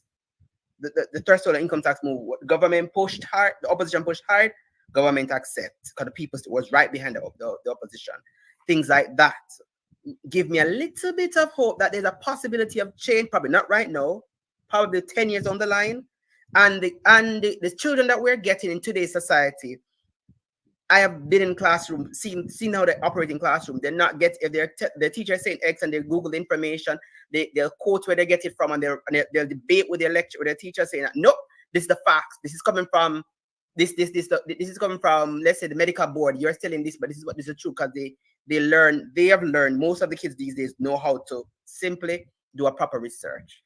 Just pretty Google information. They understand the difference between reputable sites. That's something you learn from both first year in high school. They start telling you what reputable sites to use, and they'll do things like that. Because of those little things, I have hope, some level of hope into our education system. Yes, it is flawed, totally, but there are opportunities for growth. Heart exists as well, gives me a little bit of hope, and heart is being pushed heavy now, as to put up more vocational persons, so we get more who can enhance our society. And University of West Indies still pushing up the same although less amount of people for academic like lawyers, doctors, and so forth, but it is happening. We're still having the same turnover, so it gives me a little bit of hope. Damon Crawford spoke about creating a fund to put towards education, to rebuild our education system. Kind of something that I can't see the good in it. So people like him keep giving me a little bit of hope because they're seeing the flaws, and they're really thinking about finding solution. That gives me a little glimpse of hope. Not saying a full hope, but a little glimpse of hope. But then if I keep using the hope as according to the Greeks, it was a part of Pandora box, is the worst thing to give humankind, but I still have it though. So Donna, you have any hope for Jamaica? Yeah, I was just about to say that even sitting down listening to you young persons like us speak, it gives me a lot of hope, because I believe we are the future. We are the future of Jamaica, the future of the Caribbean. And it is important that we look at these flaws, and not only look at these flaws and keep our thoughts to ourselves, but come on platforms like these and let the older persons hear and actually word what we believe. Yes. And I also believe there's hope. Actually, I admire the Jamaican education system to a certain extent. Although there are flaws, yes, we must admit. Even right now, for example, in Barbados, we still do the common entrance exam. So, and if you guys remember the common entrance exam, I'm too young for the common entrance exam. well, we still do it. So yes, Dervin, I'm that young. Yeah. So even persons, my age, persons that are 11, they know what the common entrance exam is, because we still do it. And I believe that countries like us should look onto Jamaica and look at how they have developed their education system to a certain extent. Now, my only flaw when it comes to, not my only flaw, but one of the main flaws I mentioned earlier when it comes to Jamaican education system, however, is the funding. But other than that, I believe there's hope. And I believe that as we continue to go to the table and have these conversations about how we can improve education and how we can, implement education policies, etc., and especially do away with the corruption within our ministry, etc., that, we will get there. And when it comes to corruption, though, and when it comes to not only corruption, but having persons in our ministries who actually understand education, who are actually educated in this topic, is very important, because I believe that in order to go forward as society, we must have persons who understand what they're talking about, understand how their decisions can have ripple effects onto not only current generations but future generations. Education is just one of those things that is very, very, very important in society, and yeah, it can have a very, very big impact on our children, grandchildren, great grandchildren, forever. Yeah, so that's what I have to say on that topic. Let me just put this up here, and Dervin is very familiar with this. But the question I asked was, given all the deficiencies and all of these issues, tell me about the hope, if you see any, in Jamaica, right? And Dervin, in his response, gave the impression that there is little hope. Akeelim, in his response, said there's a glimmer of hope. And Donna said, lots of hope. I'm going to test the amount of hope you have. Little, glimmer, lots. Donna, pretend you're a Jamaican for the sake of this conversation, right? The immigration gates are open. You go anywhere you want to go in the world today or tomorrow. Same situation, everything I just gave you a while ago. I want to test your hope, all three of you, to see how your mind functions when the situation is different, where now you have an option. Because I suspect that all three of you right now, you don't have the option like the one I'm giving you right now, where I say, okay, the gate is open, go anywhere, pick any country in the world and leave, or stay in Jamaica. Let me start with Dervin. Quick answer. And I just put this thing up, Understanding Corruption, a marvelous piece done by Dervin, and it lays out. It's too bad I can't go through this. This is going to take an entire program, but it lays out the whole corruption impact on education in Jamaica. So let me just move that. But I just wanted you to know that there is something out there. But let me start with Dervin. Quick answer. The gates are open, my man. Go or stay. Can't hear you. A country where I have to go. I know that nowhere is perfect. But, don't fight the hypothetical. No, I know that nowhere is perfect, and I am a realistic person. I'm pragmatic. So even though it's not perfect, I may go to the US or the UK. But then again, the UK's economy is kind of very taxing right now. So maybe it's better if I go to the US for now. Dervin, the country, no matter. You don't have to give me the country. Just say you're leaving or you're staying. That's all. You're staying or you're leaving, sir. No. To be honest with you, if the situation, if I am personally not seeing any systematic changes under this government, I will have no choice but to take for myself. Because one, I need to have proper remuneration to help feed my family, to help my family, right? And that is why many persons leave, because the remuneration here is poor. It is poor. And many of my teacher friends who are abroad, they are getting better remuneration. And especially the higher degrees they get, plus the years of experience, the more money they get. And they are living comfortably. And I can tell you this explicitly. No for them tell me say they now come back. End the argument. Done this so. All right, sir. I just have to speak it like it is. All right, thanks. Straight, as I'm saying. Akeelim. Well, as he said, remuneration and education in Jamaica is not getting any better. But I don't see much change underneath this government. I'm looking to move to Finland if I get an opportunity to. I would love to raise my kids in Finland. So from the compulsory education from 6 to 18-year-old, from 16 to 18 years, from 6 to 18-year-old, they go to school, free education, and then.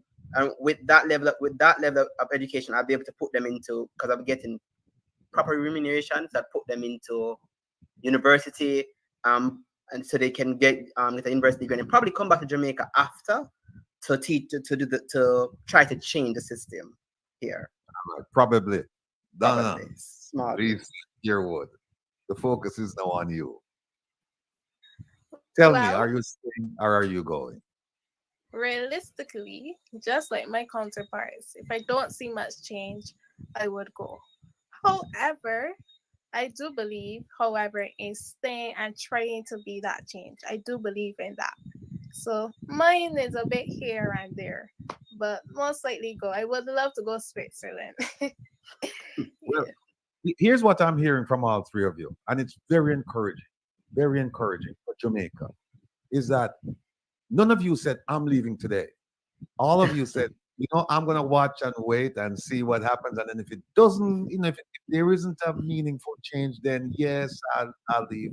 And I don't think Dervin, once he leaves, I don't think Dervin is coming back. He says, yeah, I'll come back.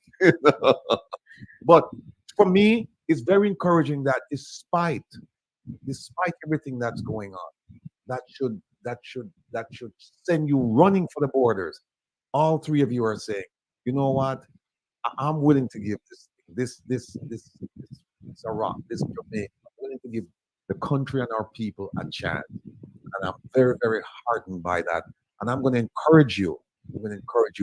To stick it out for as long as you can, because there are children in Jamaica that really, really need the inspiration. They really need what you have to offer to them, because without you, remember, it's getting worse, and you're like the last line of defense. And if you leave, I don't know what's going to happen, because right now we have teachers in the classroom, so-called teachers, quote unquote, who are not certified, who heretofore they would never be put in front of students. But things have gotten so dramatic, things have gotten desperate, that now these people are teachers.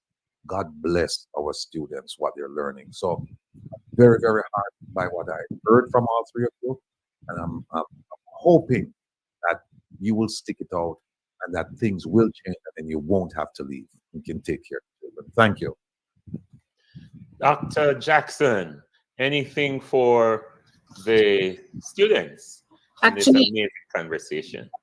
I've been taking notes of one comment and then a question. As we talk about brain drain, and it's not only in education, but also in healthcare, three of the most common factors that causes that is working condition, wages, and safety.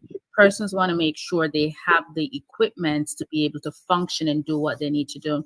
And Akeelim mentioned something earlier at the beginning of the show regarding persons not wanting to pursue higher education. So we know financials is one, but do you also, Akeelim, believe that a good portion of that is because of the limited amount of employment once they pursue these education? Because we know persons are getting out of universities or not finding jobs. So do you think that is also a factor? And anyone can take the answer. Yeah, I believe it's a big factor. It's the first conversation when you tell people you plan to go to university. The first question to ask you, for what reason? You'll get a job. You're more like they say you're gonna more like work a call center with me. I soon see a call center because most of the call centers are filled with persons that have a university degree. and my first time going to a call center. Everybody I thought I was the smartest one. I'm doing a law degree. There was 6 of us doing a law degree in my little team, my team of 20. 6 of us doing a law degree. Several of them have an education degree. Some already finished their degrees and going on to other studies that they're like, but that's all they could do. So because of that reality, a lot of us have experienced persons after us are saying, we're not doing that. We're definitely not doing that. It doesn't make sense because the amount of money we're paying to pay back to SLB for the money that we take to go to school, not add up with the salary that we were making at the time. Thank you. And I think, as we venture forward, that may be something we consider, what resources can we put on the island to ensure employability, especially with everything that's going on in all the industries that are coming. But maybe we need to look at ensuring that a certain percentage of these jobs go to persons on the island. That's all for me, Mr. President. But Ms. Jackson, I was wondering, Dr. Jackson, I was wondering, could you look more into lobbying the government to have more debt forgiveness, like for SLB, like provide more funding to the government so they can actually forgive a lot of the debts of SLB, so more persons, at least when they leave university, they're able to at least provide for them family after university, and probably able to give others another opportunity. SLB will be able to fund more persons. I really just think SLB really needs to be revamped, but you start off with debt forgiveness. I've seen it work in America where they give debt forgiveness, and because of the amount of debt, some states, based on the amount of person that they give forgiveness, they allow them to go.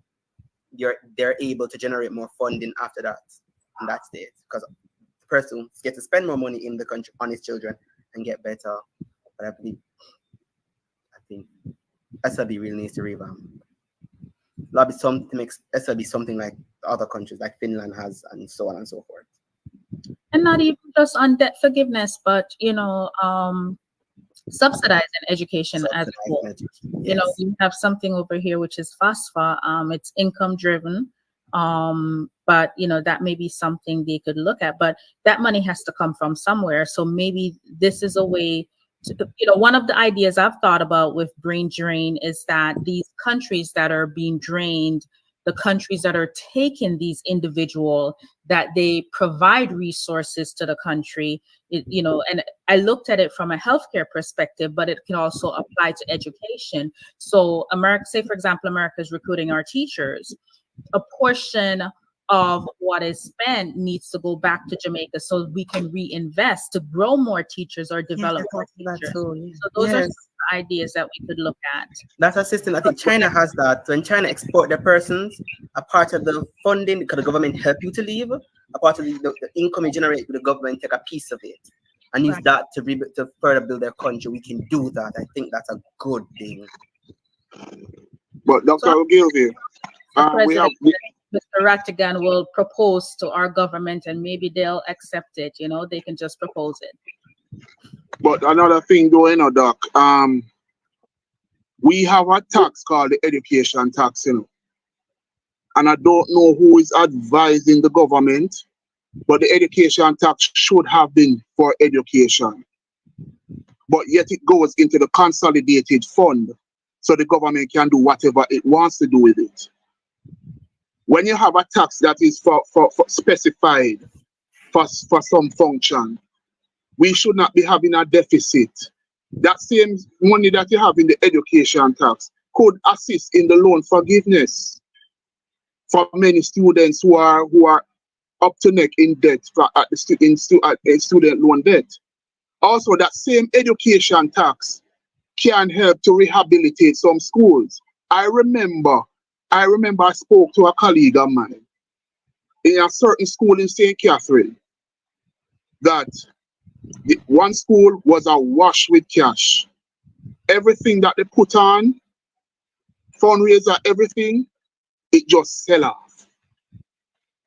And they had over tens of millions of dollars in their bank account. And there was one school further down the road that was in such a bad condition. I remember the person told me that the board chairman at the time and the school were more than willing to give some of that money to help that other school so that other school can get a fighting chance to survive to help these children. That person told me when they went to the ministry said, no, you can't do that, blah, blah, blah, blah, blah. Right? But if somebody, if you had a conscientious education minister, and if you see a school that is awash with cash and the board said, yes, we want to help that school there down the road, and just give them like a cap, like $5 million, the most you can give that school. Okay, good, to help that school.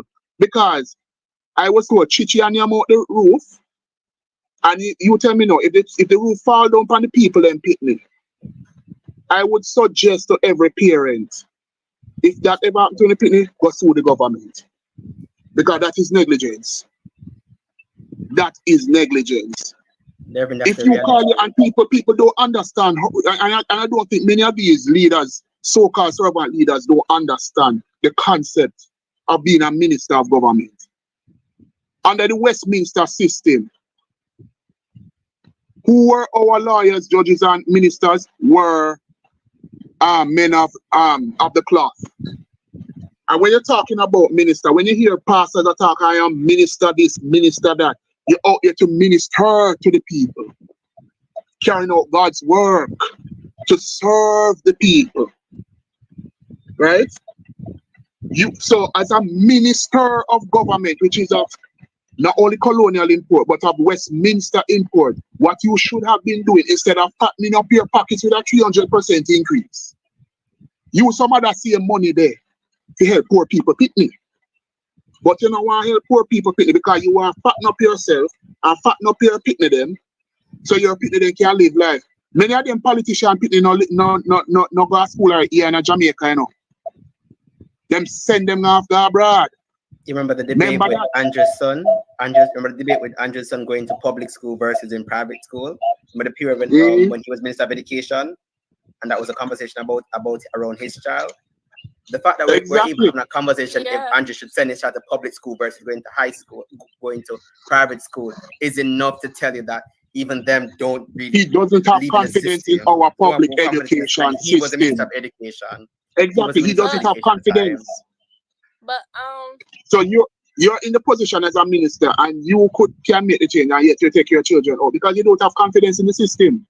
None at all. That is what he's saying, you know. But people need to open their eyes and realize what is going on. Oh, sorry, what you're saying? Yeah, that's okay. In my opinion, one of the root causes of this issue is what the government prioritizes, So some governments may prioritize foreign direct investment, and et cetera, looking at the economy. But I find that the problem we have with the Jamaican government is a lot of them don't prioritize education. And actually, that's one of the first things I noticed when I first came to Jamaica.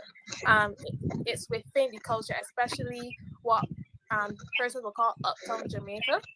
It's within that culture, because when I first came here, I recognized, I don't know if I should call the name of the school, but I did a student exchange with an uptown school in Jamaica. And I found out what answered a lot of them, well, I may come UWI next year, or I may go England, because, due to finances, England was a bit, difficult to obtain, etc. And a lot of them were saying, well, I'm going Princeton, I'm going Howard, I'm going this, I'm going that, this. And a lot of them looked down on UWI Mona, and they did not, they don't believe in their own education system, and a lot of them, they want to leave. So I find we may have these educated young persons within Jamaican society who are looking to leave, who are yearning to leave. And these politicians as well are sending their children out as well, as you have mentioned. So they don't believe in their system, and they simply don't prioritize it within their policies and within their budget. Because why would an education tax, why would education fund not go towards education solely? And asking the same question. Thank you. Yeah. You created that tax, and yet you're putting it in the consolidated fund to skettle it out.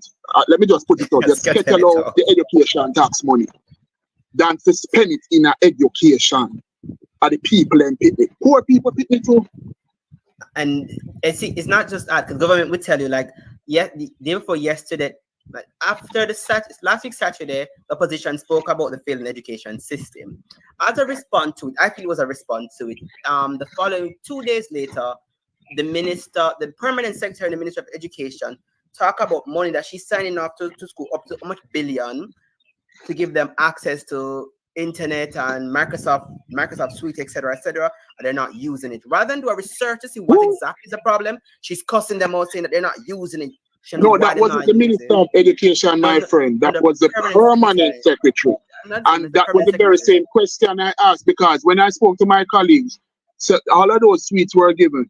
But did the ministry carry out a comprehensive audit to find out what I'm trying to figure out?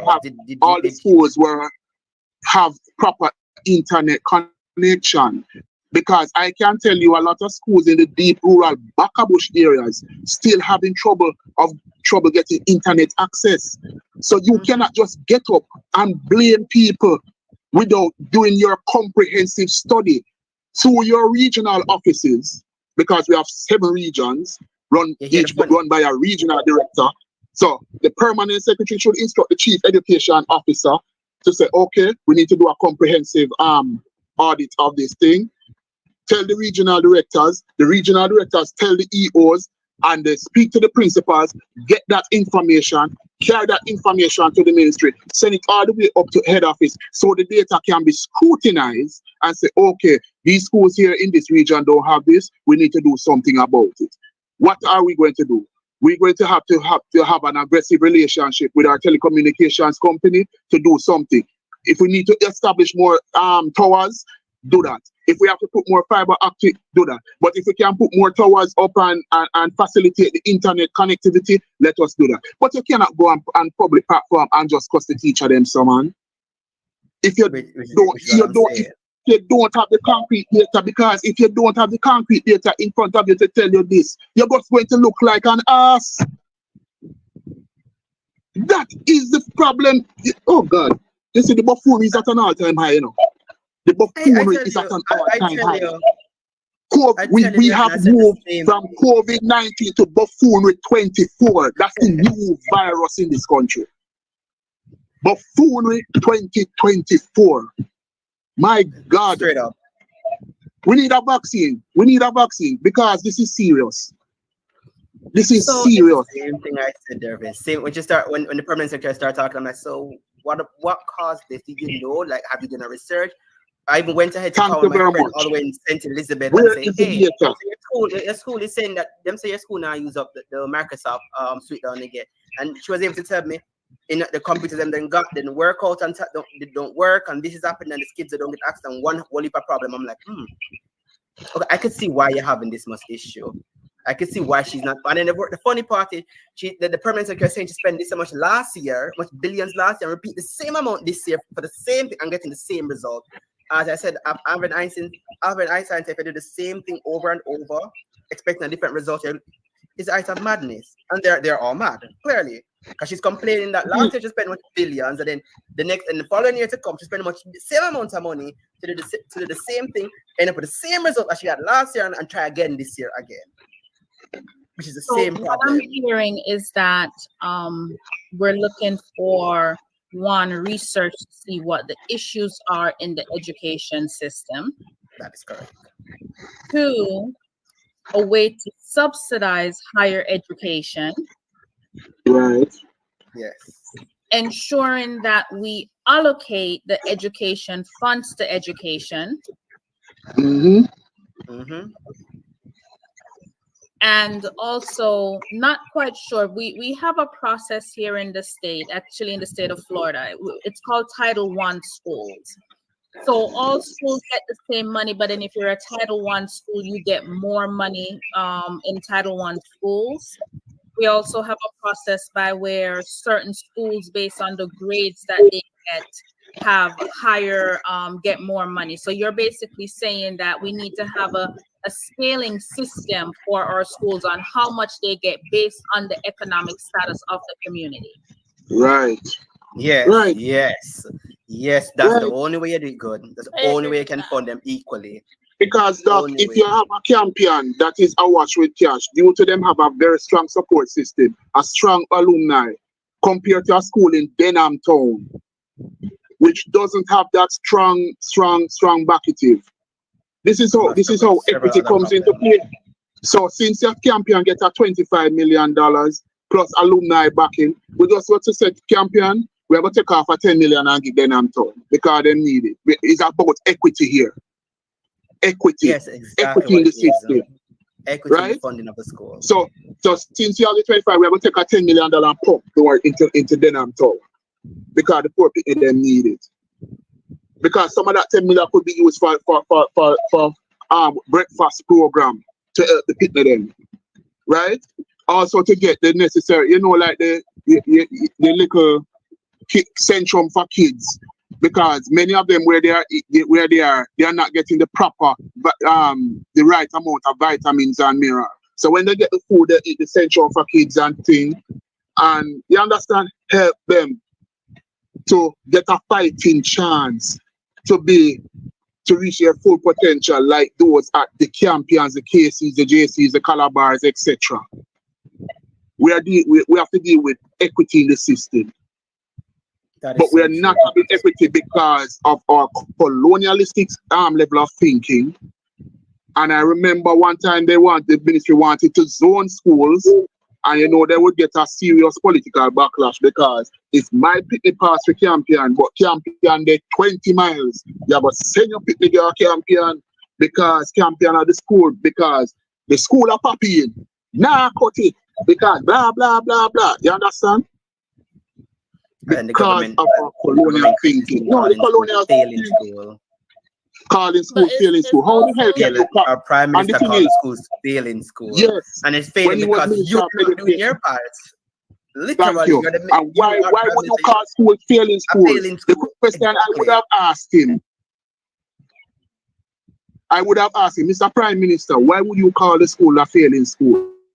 Did you do everything that is reasonable, possible, before necessary research for you before you call school failing school? Did you do all of that? Did you find out the litany of problems and then try to correct it? I remember at a particular school, as some children who were showing red flags because of my background in special education. They are showing red flags of certain disorders. And I remember I wrote them a letter 3 times to send your school educational psychologist to test them, because as a special educator, you cannot diagnose anybody. You can say they are showing red flags of having X, Y, and Z. But we need your clinical background to check it out for us to plan the necessary intervention. You see, at the time when I was there, nobody, even though you write them 3 times, they not come up there. But then go other schools, but they not come up there. You tell me now. So are them same corrupt people, are them same people there are basically scammers, because they might live off of taxpayer money, scam the system. Because when they're supposed to do their work, they're supposed to come to the school. Sorry. When they're supposed to come to the school to help these children, they are not coming. So what is your job then as an educational psychologist? Paid by the government. Good question, guys. I know we're in our panel discussion segment. We're brought back in the panel, and I know we're down to the home stretch, but this has been really good. I know we've had these seasoned veterans in the business. I've listened to this engaging conversation with our future leader, Dervin, Donna, Lisa, and of course, Akeelim. Akeelim, that's a very interesting one. Akeelim, Professor Nuts, some pop a piece of limb from a piece of Akeelim, or something, a piece of stick from a piece of Akeelim. Anybody know? If you know Professor Nuts, you know it sang me at that. But let me say this to you: this has been quite an interesting conversation, and we've seen a lot of people in the chat who have been, giving their feedback and their comment on what is happening. No, we have these seasoned veterans who have listened to you. And at the end of the day, they're passing on the baton to you in one way or another. And everything that is being created here is being created for you. So I'm going to allow, as we've been doing for the format of our discussion, to have these seasoned veterans have a conversation with you. So I'm going to bring in Will first, and then he's going to pass the mic around to these amazing panels. Will. Thank you. Let me just say that it's the young veterans. When I say young veterans, they're so precocious. And I'm not saying that as a small child, you know, way beyond the years. But these three outstanding people, they could run the education system in Jamaica. If you listen to what they've said, and they know, like dear friend of mine said, ask the question, do they think that the government doesn't know? Of course, they know what's going on. And I mean, I've had many conversations with Dervin. He's been on the program. He's a staple on the program when it comes to education and corruption. And so it's this is what a real conversation, a real presentation, a real conference is about, where you bring the people who are affected by the issues, one way or the other, or who can add something to it, and you bring them on and you listen and you probe and you identify and you come up with solutions. This is the real conference. This is the real conference. Now, I have to tell the three of you that there's a business conference going on in the daytime, and they said they're talking about, there's one segment on education in the digital age. I think it's advertised. We won't even go there, because before you can even get to the digital age, we still have 20-something% of the people leaving, only 27% that leave, like what, 73% of students who will not attend a tertiary institution. So the question is, what will they do? And that's where you get your 13,000 a week population. That's where they reside, in that 73%. So I just want to thank you guys for coming on. It's always a pleasure to hear from Akeelim and Dervin, and beautiful young lady from Barbados. You need to come and spend some more time with us, because we just love to hear young people, because it's not enough for us to talk amongst ourselves. As you can see, you know, except for I can't see the names them, but except for the professor, all of we are old people, you know. All of we are old people. Ah, there you go. Nashika. All of we are old people, except the Triana and Nashika. And so what we want is, we would like for you to download whatever we have in our heads and see if you can shape it and make something out of it. You may not find anything worthwhile from what we have to say, but you may, because we have centuries of experience here. Look at Jeffrey Tavares. Him look young, but Jeffrey is actually 85. And so, you know, this is what we really need. We really need to have the interaction between, you know, the people who are passing the baton on to the people who are actually, who will receive it, because you need that connection. When it comes to education, we cannot have a disconnect. We can't. I'll give you one quick example. As most of you know, I was in the FBI for almost 30 years. And when I was getting ready to leave, they had two major populations. They had the population of people getting ready to leave, and they have newbies.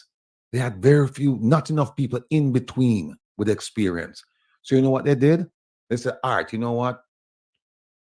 Although you are, by law, you have to retire at 57, they said, we are going to grant an extension. If you want to stay and help the newbies, we're going to give you an extension so that you can stay, so that there's no disconnect. Because if the population I was in, if we all left at the same time, it will be a huge problem, huge learning curve, gaps, all kinds of problems.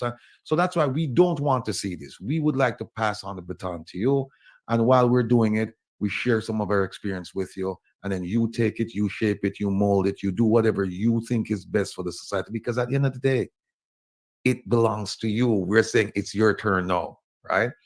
So having said that, let me just bring on Dr. Francis. Dr. Francis. Oh, Yeah, as an educator,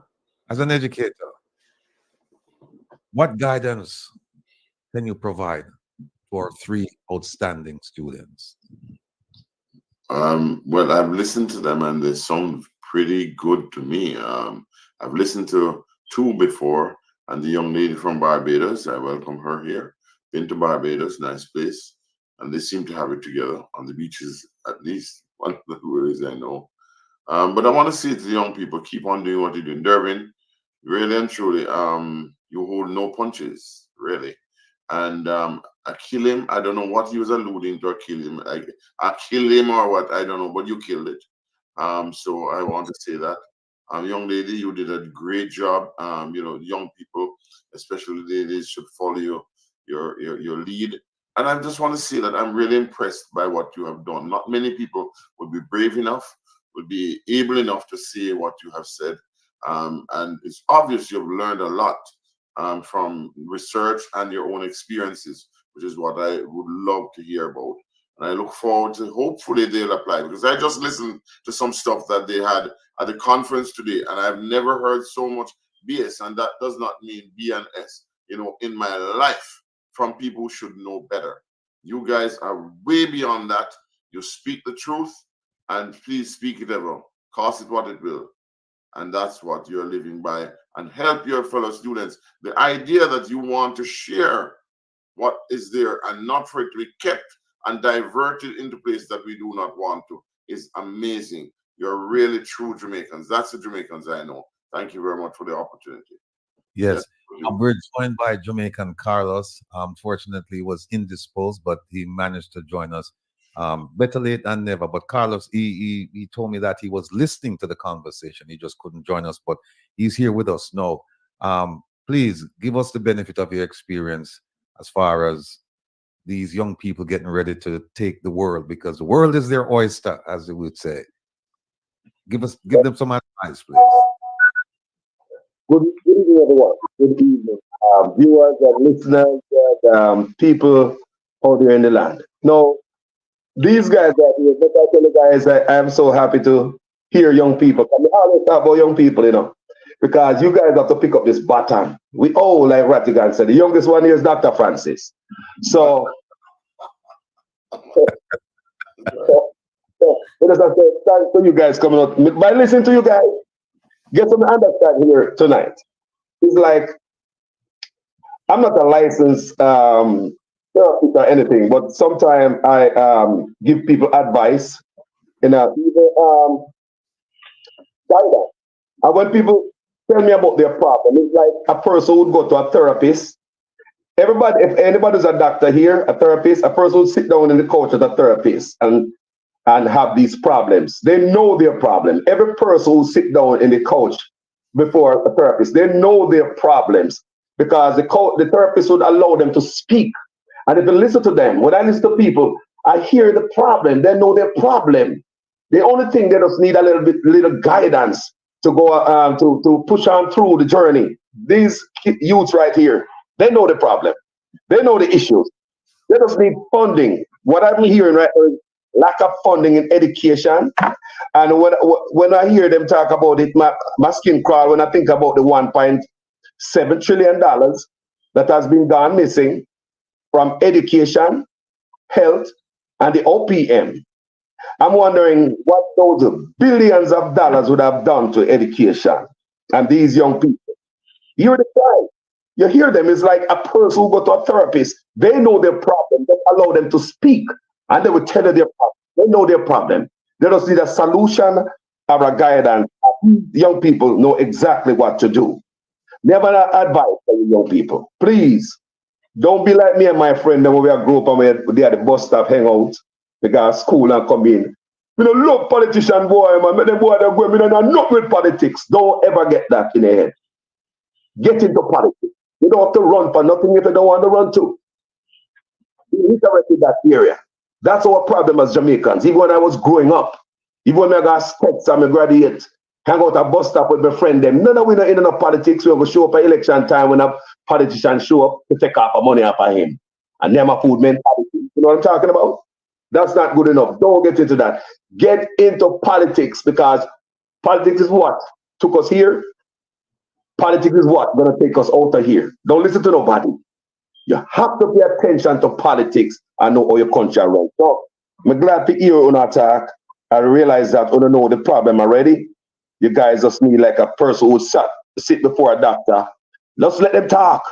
They will tell you everything. They will tell you the problem. These kids just need some solution. I'm not calling the kids. Young people just need some solution and guidance and funding for education. Thank you guys for coming out here. Enough love. Right. Thank you, sir. Thank you. Well, we have Mr. Herb Nelson. He's up next. Give us the benefit of your experience, sir, or give the young people the benefit of your experience. Thank you, Mr. Rattigan. I hear mention in the conversation earlier that there needs to be the equivalent of us more studies. And let me tell you, folks, we have had so many studies, and the only thing that's obvious from the studies is that the studies do not directly address the corruption issue.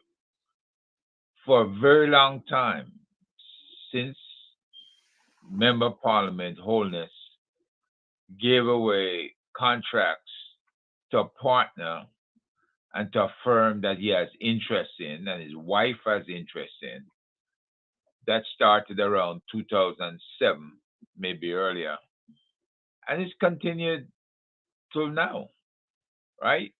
You have these giveaways in the form of Royal Reed coming in to replace the Prime Minister in the Education Ministry, and him practicing nepotism, right? He pretty much misappropriates a lot of funds, and his protege, Dr. Grace McLean, misappropriates $124 million, is sent home, not put on trial for anything, and now she wants to come back and claim back pay and all kinds of stuff. This is the kind of rampant corruption that's happening in the education ministry. Corruption impacts efficient use of public funds. They divert resources away from critical areas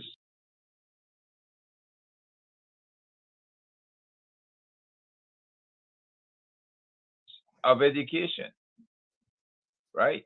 The misuse of these funds and the wasteful spending hinder educational progress. We don't need any more studies. We need arrests.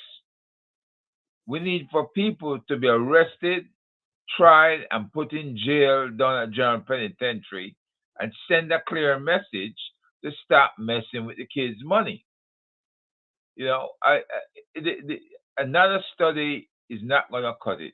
Even the British Embassy been doing studies, and they have released a study to help Jamaica with the STEM and STEAM programs, right? The investigations, they keep continuing with a hope of improving education, but it's not enough. It is like the Prime Minister.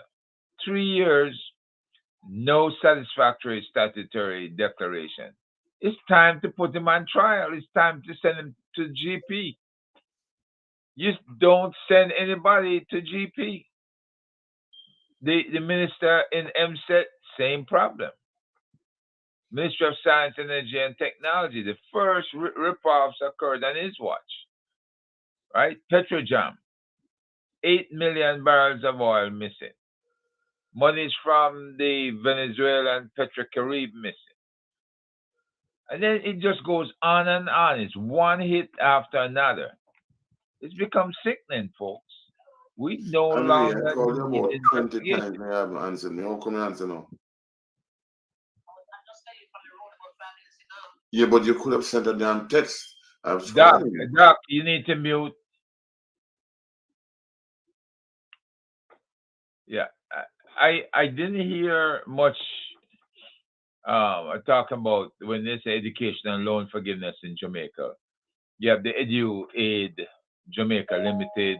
You have the Student Loan Bureau. I didn't hear much talk about that, right? School infrastructure challenges. We know that schools like the St. Jude's, very popular school, Yaliside School, they suffer from the infrastructural damage caused by earthquakes, right? We have buildings, neglect, maintenance, inadequate facilities, crumbling structures that pose health and safety hazards, right?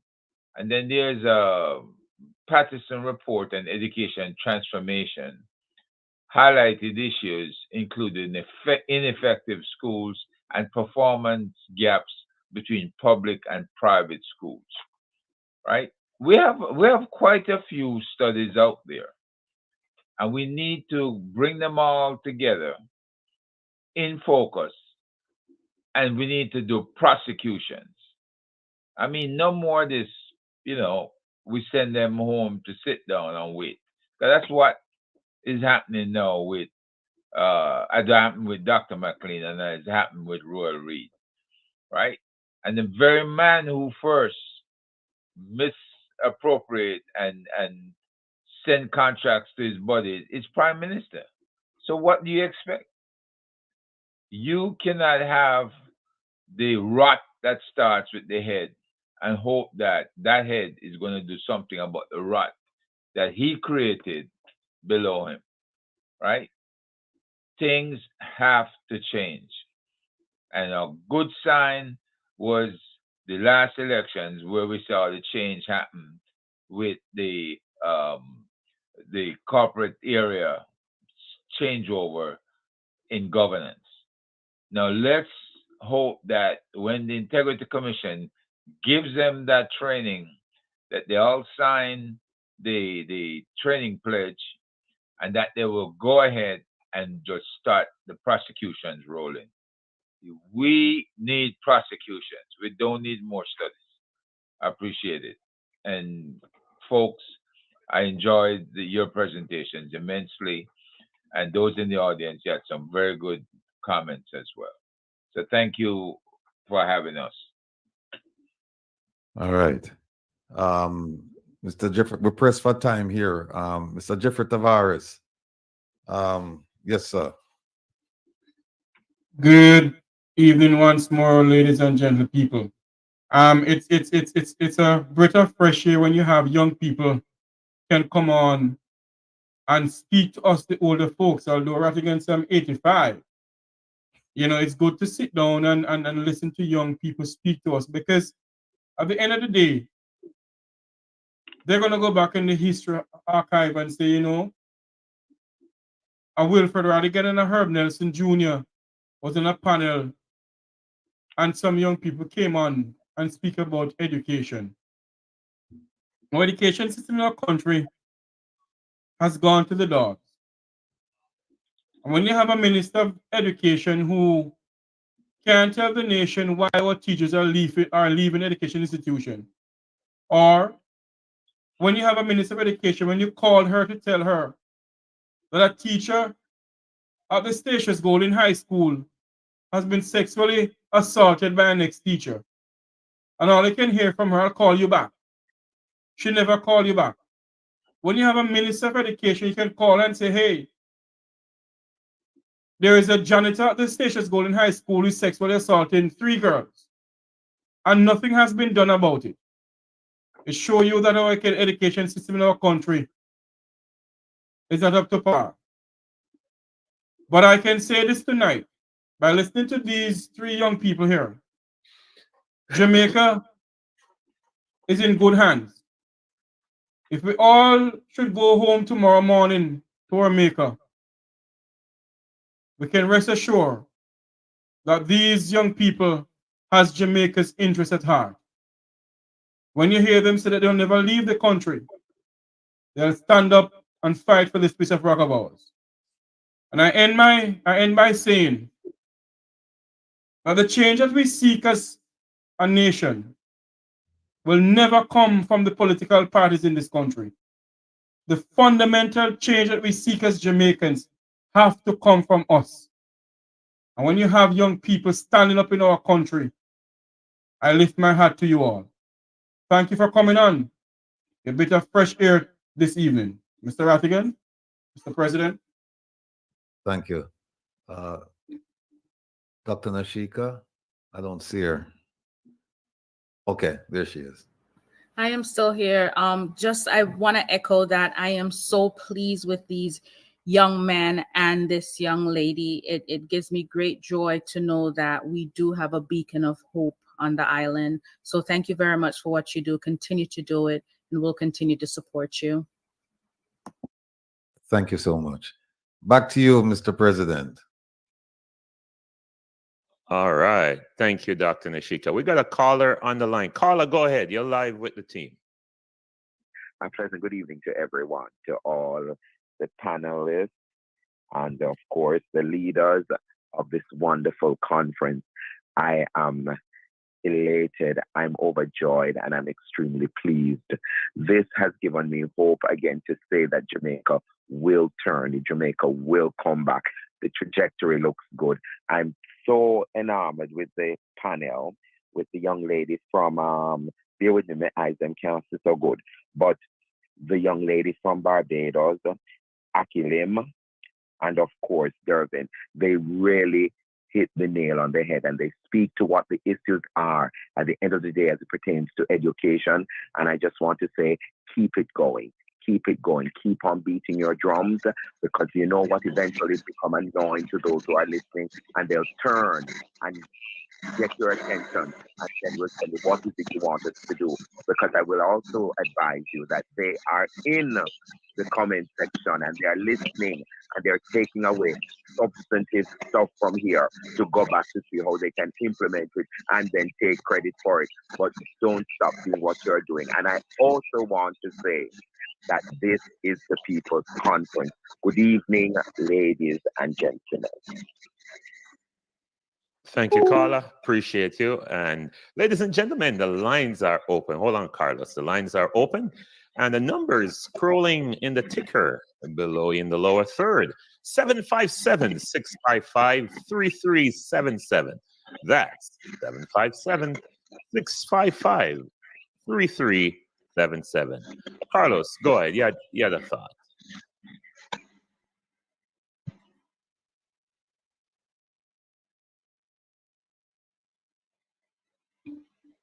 Unmute your mic, Carlos. Unmute your mic. The young people and the platform panel just know, I'm sure they are listening to you. And there are a lot of young people listening to this program. Now, Hold on. Mute Dervin, please. Yeah. Let me give them a brief history of education and the push to give us some education as a people who was just coming out of slavery when I was growing up. Because they don't know enough, we have to tell them. Brief. When I was going to school, I used to get milk powder, bulgur, cornmeal, and flour to go home. You guys don't get that. I'm sure you guys don't see that in your lifetime. We used to get uniform material, shirt material, pants material. Girl would get skirt material or dress material and blouse material, so you could go home, ease the burden of appearance, so the youth can come back to school. So talking about, so you could cut down the, people always boss say, man, I have money to send me come to school, pick me come to school. So all you have to do is take that material to the tailor or the dressmaker to ease the burden of appearance, then they come back to school. You used to have Jamal. So as a youth, a younger youth, I used to see more push for education. We used to have that beautiful library bus would drive up in our school and into our communities. We used to see community centers open up, training centers open across Jamaica. The push for education. Young people, I know what you guys are talking about. You guys are wiser, smarter, more intelligent. Can you imagine if the drive for education was still around like when I was much younger? Especially under Michael Manley administration. Every Jamaican right now, no matter what they vote for, we all agree that Michael Manley is the best. Everyone, I'm sure, right? So with Michael Manley plan for good education is one where of service. You go to high school, you come back, you serve. You go to college, you come back, you serve. You feel the O level, you come back and serve. Michael Manley said, even if you go to the end of university, you come back and give back to the primary school you teach. But under Michael Manley plan, great plan for education, will send you to get in trouble right now with Andrew Onassis' plan. Because right after Big C, people, after 2 years of people being out of school, this administration here come up with a great plan. They have this new education act that you can't come in a classroom, come teach unless you go to school and come back with your credential, university and come back credential. They are even, you cannot, even tutors right after the Big C. And I'm wondering, why is the Prime Minister going at education like this? You should be calling out for everybody to grab a youth, teach them some maths, teach them some English. You know science, you know something, teach a youth them because they were out of school for 2 years. But instead, the Prime Minister, this administration went the opposite, my people, and clamped down on education where you can't go to high school and teach anymore. Like a lot of youth in my school when I was growing up, they went to high school, they brightened up to come back and help out. That was Michael Manley's plan. But if you try to apply that plan today, is $500,000 and 6 months in jail. All right, thank you so much. Carla, go ahead. You're live on Reason on the Diaspora Conference. Yes, hello, good evening. This is Dervin again from California. And I just want to offer a couple of suggestions as it relates to improving education in Jamaica. I'm over here in California, and I have school-age kids, a 13-year-old just getting ready to go to high school, and I have a kid on the elementary level. But one thing I realize over here is that the school within the school districts they're kind of integrated. Like my 13-year-old, he already know what high school he wanted to go to and what programs that he wants to get into. Say, for example, and he wants to be in advanced math, right? And the reason why he knows that because the school within the school districts are already integrating, are actually sending people on a constant basis to the middle school, and then also from the middle school to the elementary school and so on and so forth. So they know like the music teacher, they know the soccer coaches, they know the football coaches, they know teachers from whatever school they want to go to or whatever school they might want to go to. They know the requirements. They know what the requirement is for advanced math, English, or whatever the case may be. So I think that could help, probably not from a governmental level, but from a school board level or a school district level. I don't know if they district the schools in Jamaica. The last time I go to school in Jamaica was in 2004. So I don't know if they district, but that's another way is to district the schools and kind of integrate them. So people are not really going to school like all the way out there in like another parish, leaving from St. Anne to go to school in St. Mary, and from Discovery Bay. Like I used to go to a school in St. Mary, and I have people traveling from Discovery Bay to come to Iona High School in Tower Isle, St. Mary. You know, to me, that's ludicrous. Is to integrate the schools and find out areas which the student wants to go into, send key personnel over there to talk to the students and so on and so forth. So that's my 2 cents. I'm not going to take up too much of you guys' time. Thank you so much for your participation. I appreciate it. All right. 56. I'm sorry. I was going to give out the radio station number. 757-655-3377. 757-655-3377. All right. Ratty, back to you. Yeah.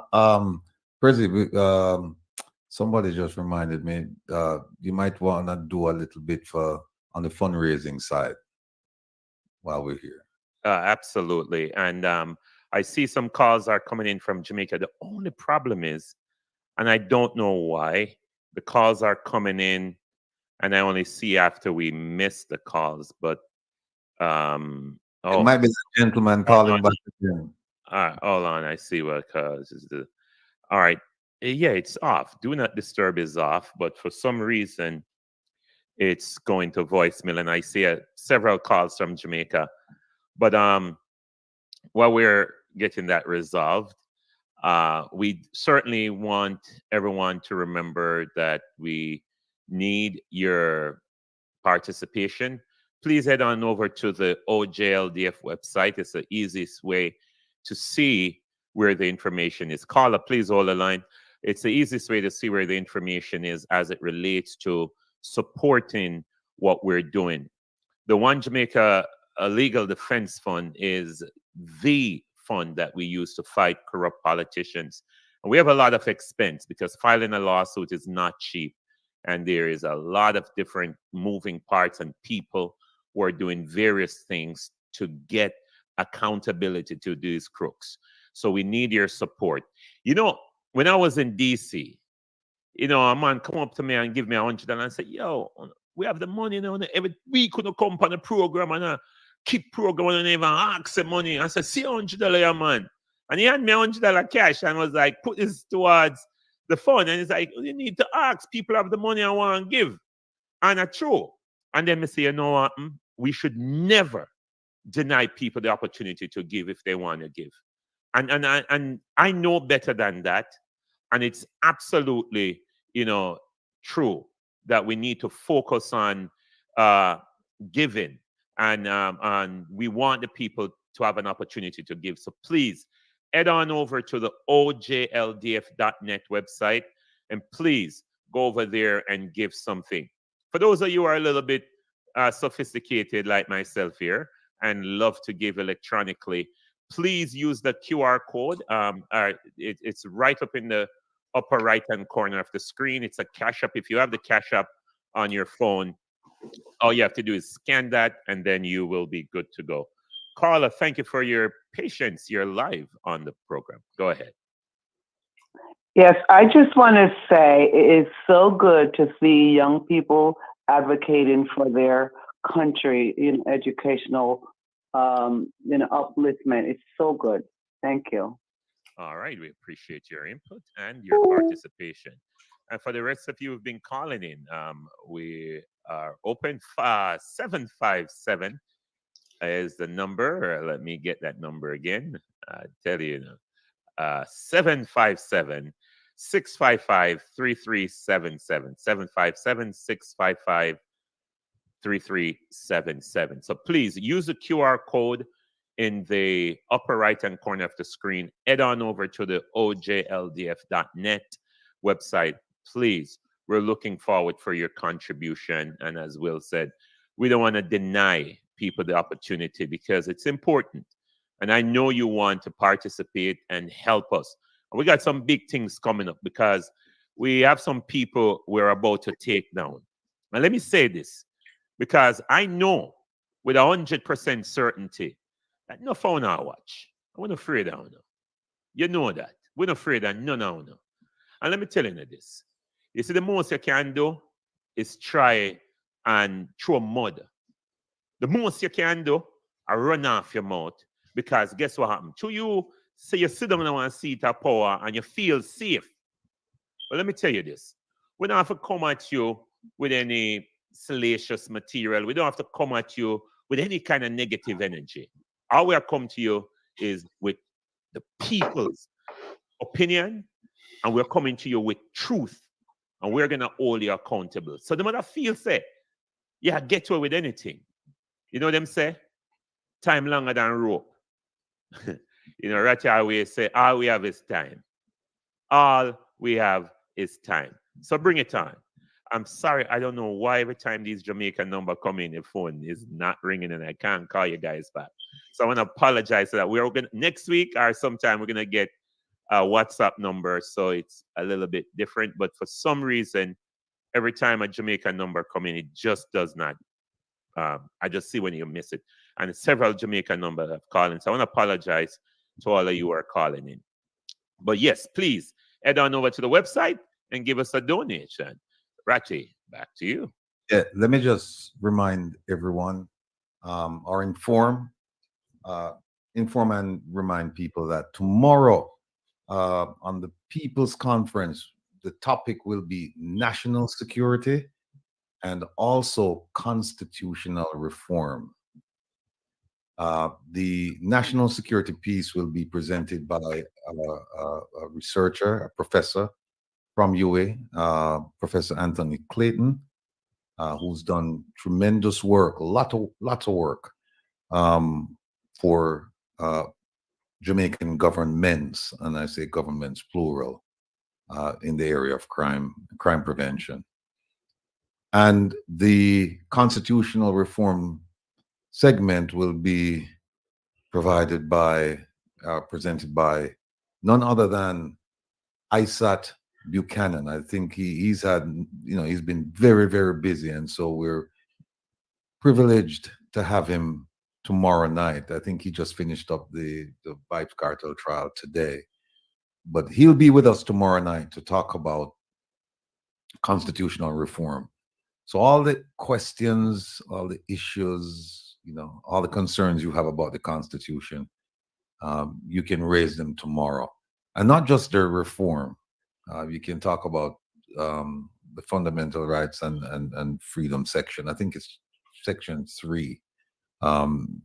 You can talk to him anything about the Constitution. He's open for that. So tomorrow's going to be a very, very exciting night. You can't afford to miss it. As you know, I heard that I saw a program where the police commissioner was going to address the business conference folks for 30 minutes. And he was going to address them on Plan Secure Jamaica. Well, Jamaica is insecure right now as far as crime is concerned. So, enough of that. Tomorrow night, though, the People's Conference, we will deal with the issues head on. And not only will we identify and discuss the issues, but we will provide solutions. Now, whether the government wants to take the solutions or not, that's fine. We know they're, the people who are in charge of making decisions, they're very, very arrogant. And so they see no place for us at the table. In fact, they scolded Dr. Francis. He told him, we don't need you, go ahead from here. So we have some of the best crime fighters in the Western Hemisphere, and we can deal with our crime problem at home. We don't need anything from you. You can come and we'll approve you to make a speech and we will accept your funding, but don't ever think for a moment that we will work with you as far as addressing the crime issue. So there we go. Back to you, Prezi. Thank you, Wilfred. And ladies and gentlemen, this is where we're going to hang up the golden microphone. And please remember to donate to the ojldf.net website. So I want to thank all our panelists. I'm going to pass the mic around. Everyone has 30 seconds to give their final remarks. I think we should, they say age before beauty or beauty before age. So Donna Yearwood, you go first. I would just like to say it was a pleasure, an absolute pleasure being here. And I really enjoyed the conversation and hearing from my older counterparts. Though, young in spirit. But yes, and I love that this was a great conversation tonight because education is something very dear to my heart. And I was very, very excited to come on here and speak on my opinions. Thank you so much, Donna, and your presence was well worth it. Akeelim, don't kill him, Mr. Ake, Mr. Don't kill him, Akeelim. It was a pleasure to be here to listen to the lecture earlier. Actually, took some notes from it for discussion I'm gonna have later with some other friends that I have that we're talking about the same topic. So I have some pointers that I didn't even look into, but he went on certain points. I was like, yeah, let me take notes of that. So it was good to have the older folks with me, even though I'm forever 22. Hold on, before you continue, is that a patch of gray hair in a middle of your head? Yes, it is. Tell them about that gray hair there. Tell them about that gray hair there. It's genetics. It's both my mom and my dad's side. They gray. Some persons in the family gray early. So I start graying from 6th grade. Oh my goodness, that's a gray hair is a sign of wisdom. So that's what they say. Well, you definitely is a wise one. So we appreciate love that. Thanks. It was really, really good being here and sharing my opinion and and listening to the professor speaking some of the exact same thing I said a couple weeks ago to somebody else online and be like, so I'm not the only person. I thought I was the only crazy one, but whereas I'm not the only crazy one. We're all here. I'm sharing with Donna from Barbados and Dervin. I've met Dervin before. Yes, he's really, really into the education. Awesome sauce. Well, you have another crazy one. The man himself, Mr. Cochrane.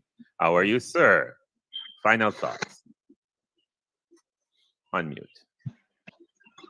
Okay. I'm humbled to be on your platform to share my little 2 cents to the world, and I'm just hoping that those in administration will listen to what we are saying and just correct course.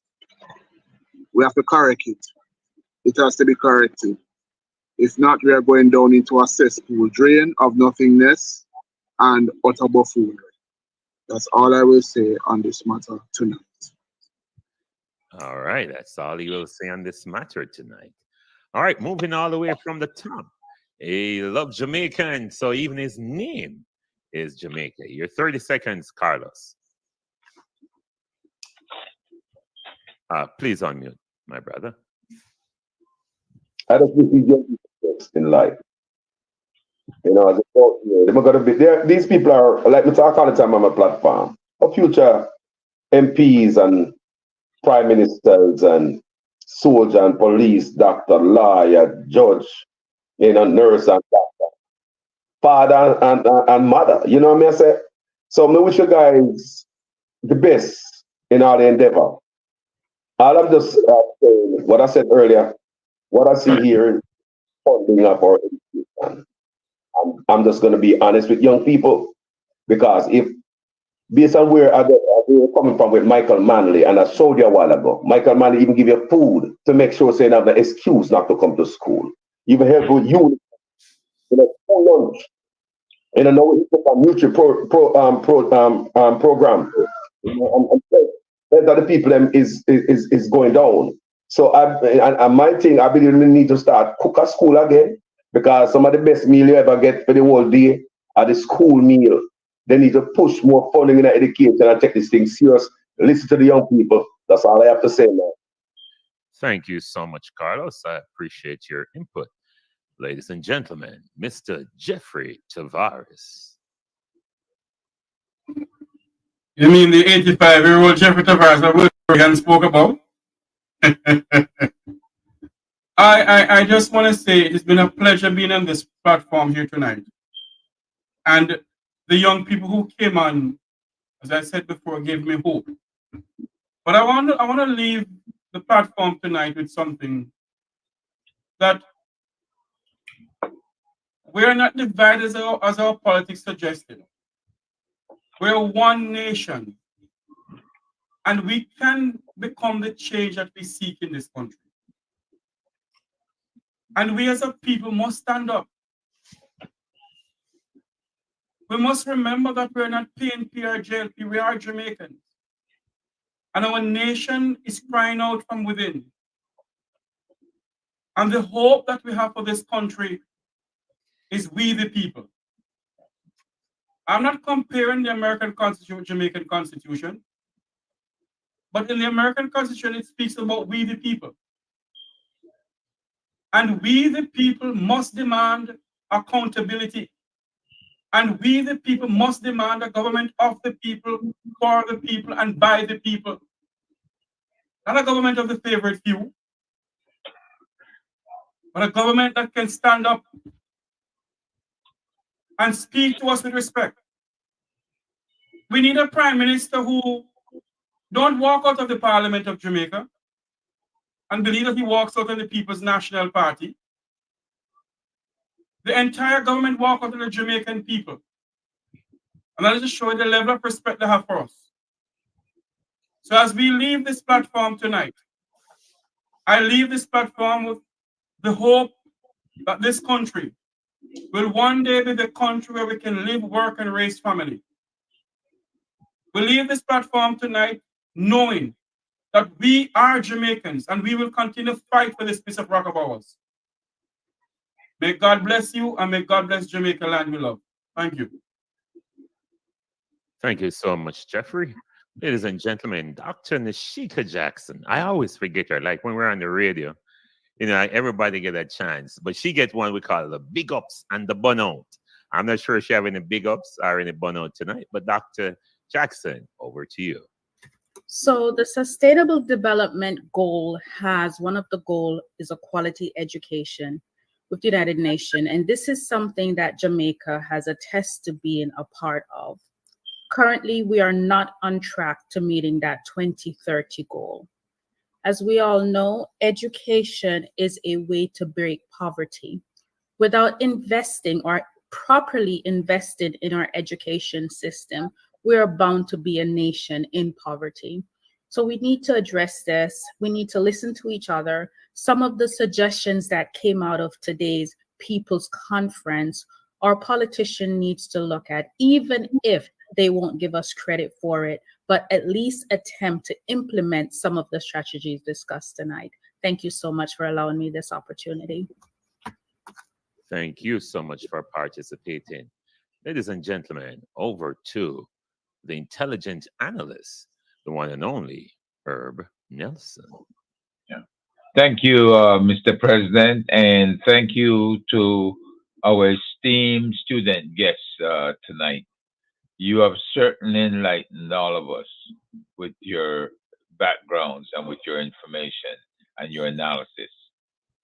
In Jamaica, 1.8% of students between grades 8 and 10 drop out of high school every year.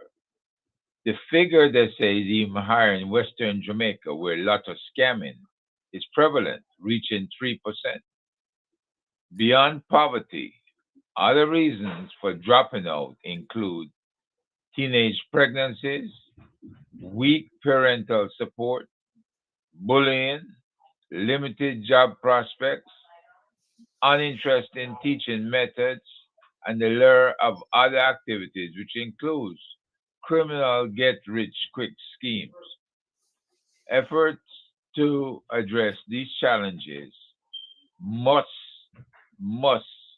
be highlighted in our communities.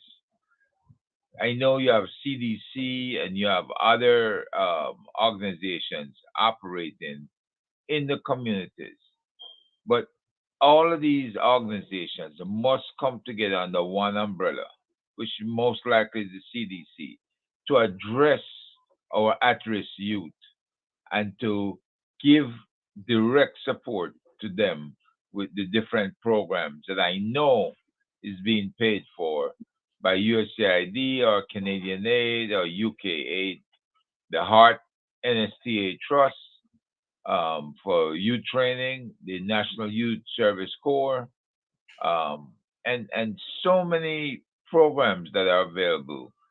Those programs need to be flooded with people. I mean, literally just flood them in to register them so that the government can see, hey, all these people are at risk. All these people need immediate help. What are you going to do? When they called for this conference, my first words were, I heard nothing about saving our population, about saving our at-risk youth, about helping to restore families after the critical COVID period. And I'm still not hearing anything. Half hour by the police commissioner is not working. And so I am not going to let up on this subject that we do need to address community development, community building. Project STAR is not working either. It's been underfunded. So let's find programs that address all 14 parishes and fully address our youth. Thank you. Thank you so much, Herb. Ladies and gentlemen, the goodly doctor, Dr. Rupert A. Francis. Good evening again, ladies and gentlemen. And I want to thank you for coming on this evening and listening to us. And I want to thank the students. I mean, I'm telling you, these guys are bright, and the future is theirs and ours. I want to say that I asked them to remember this diction that by example shall we lead. And I know for a fact, listening to them, that they will be leading by example.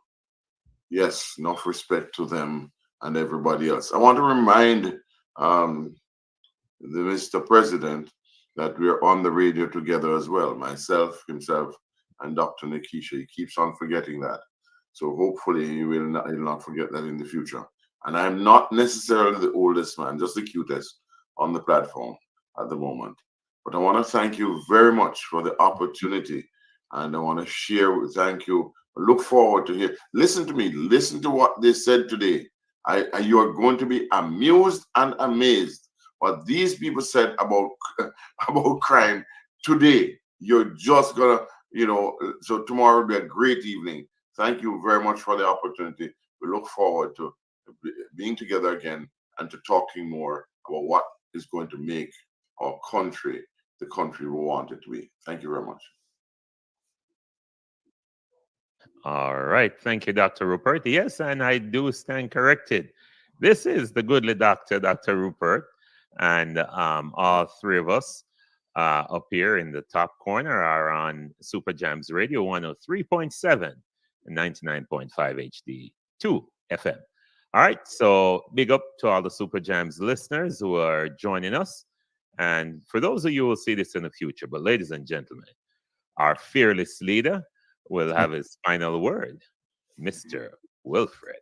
Thank you, President. Let me just say, big up to Prezi, the guests and the panelists, people. Oh, I'm amazed and I'm hopeful, and we have become smarter by virtue of this event because so much information was transmitted and exchanged tonight that we can only hope that the government will play this tape and take heed. One of the hallmarks of a good leader is to develop more leaders. People don't think about it in that fashion, but think about it. One of the hallmarks of a good leader is to develop more leaders. And how do you do that? You do that via education. At least that's one of the ways, principal way. Now, you can have no greater impact, I believe, in this world than to impart education, spread education, and empower people who will empower and teach people who in turn will empower and teach more people. That's the beauty about spreading education. We're not about keeping power within a silo or keeping information within a silo. We're about spreading that. And in that vein, I'll leave you with a Chinese proverb. And I know my good friend Dervin is going to love this because him love the Chinese. Whether you like them or not, him love the Chinese. But here's a Chinese proverb that I'll leave all of you with tonight. It says, if you're planning for a year, sow rice. If you're planning for a decade, plant trees. And if you're planning for a lifetime, educate people. Educate people. Thank you very much. That's deep. That's deep. That's deep. Ladies and gentlemen, I would like to give some big shout out to some amazing people. I want to thank all of our OJLDF executive staff who have been doing a wonderful job behind the scene.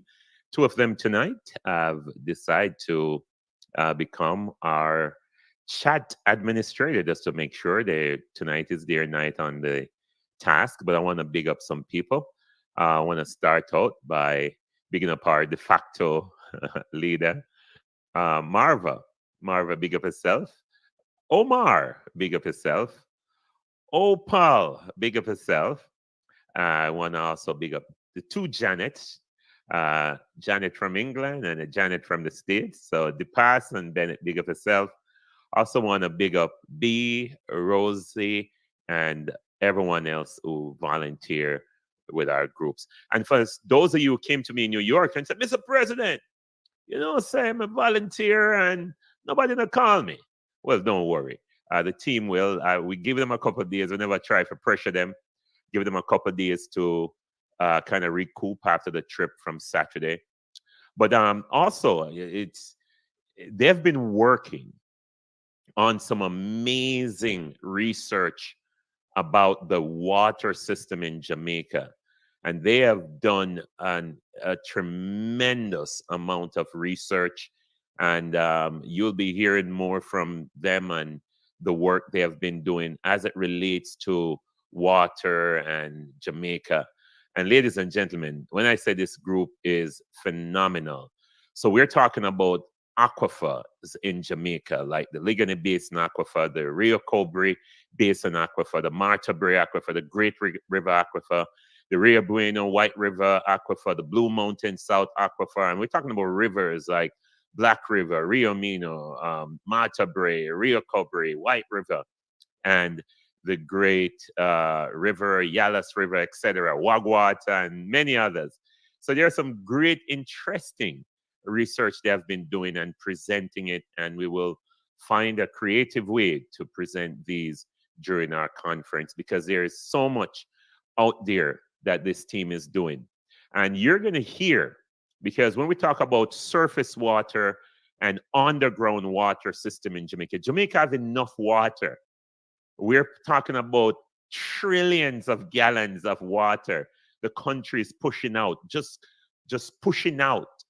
And on a daily basis, there are so many gallons of water that Jamaica is pushing out. But you'll hear more.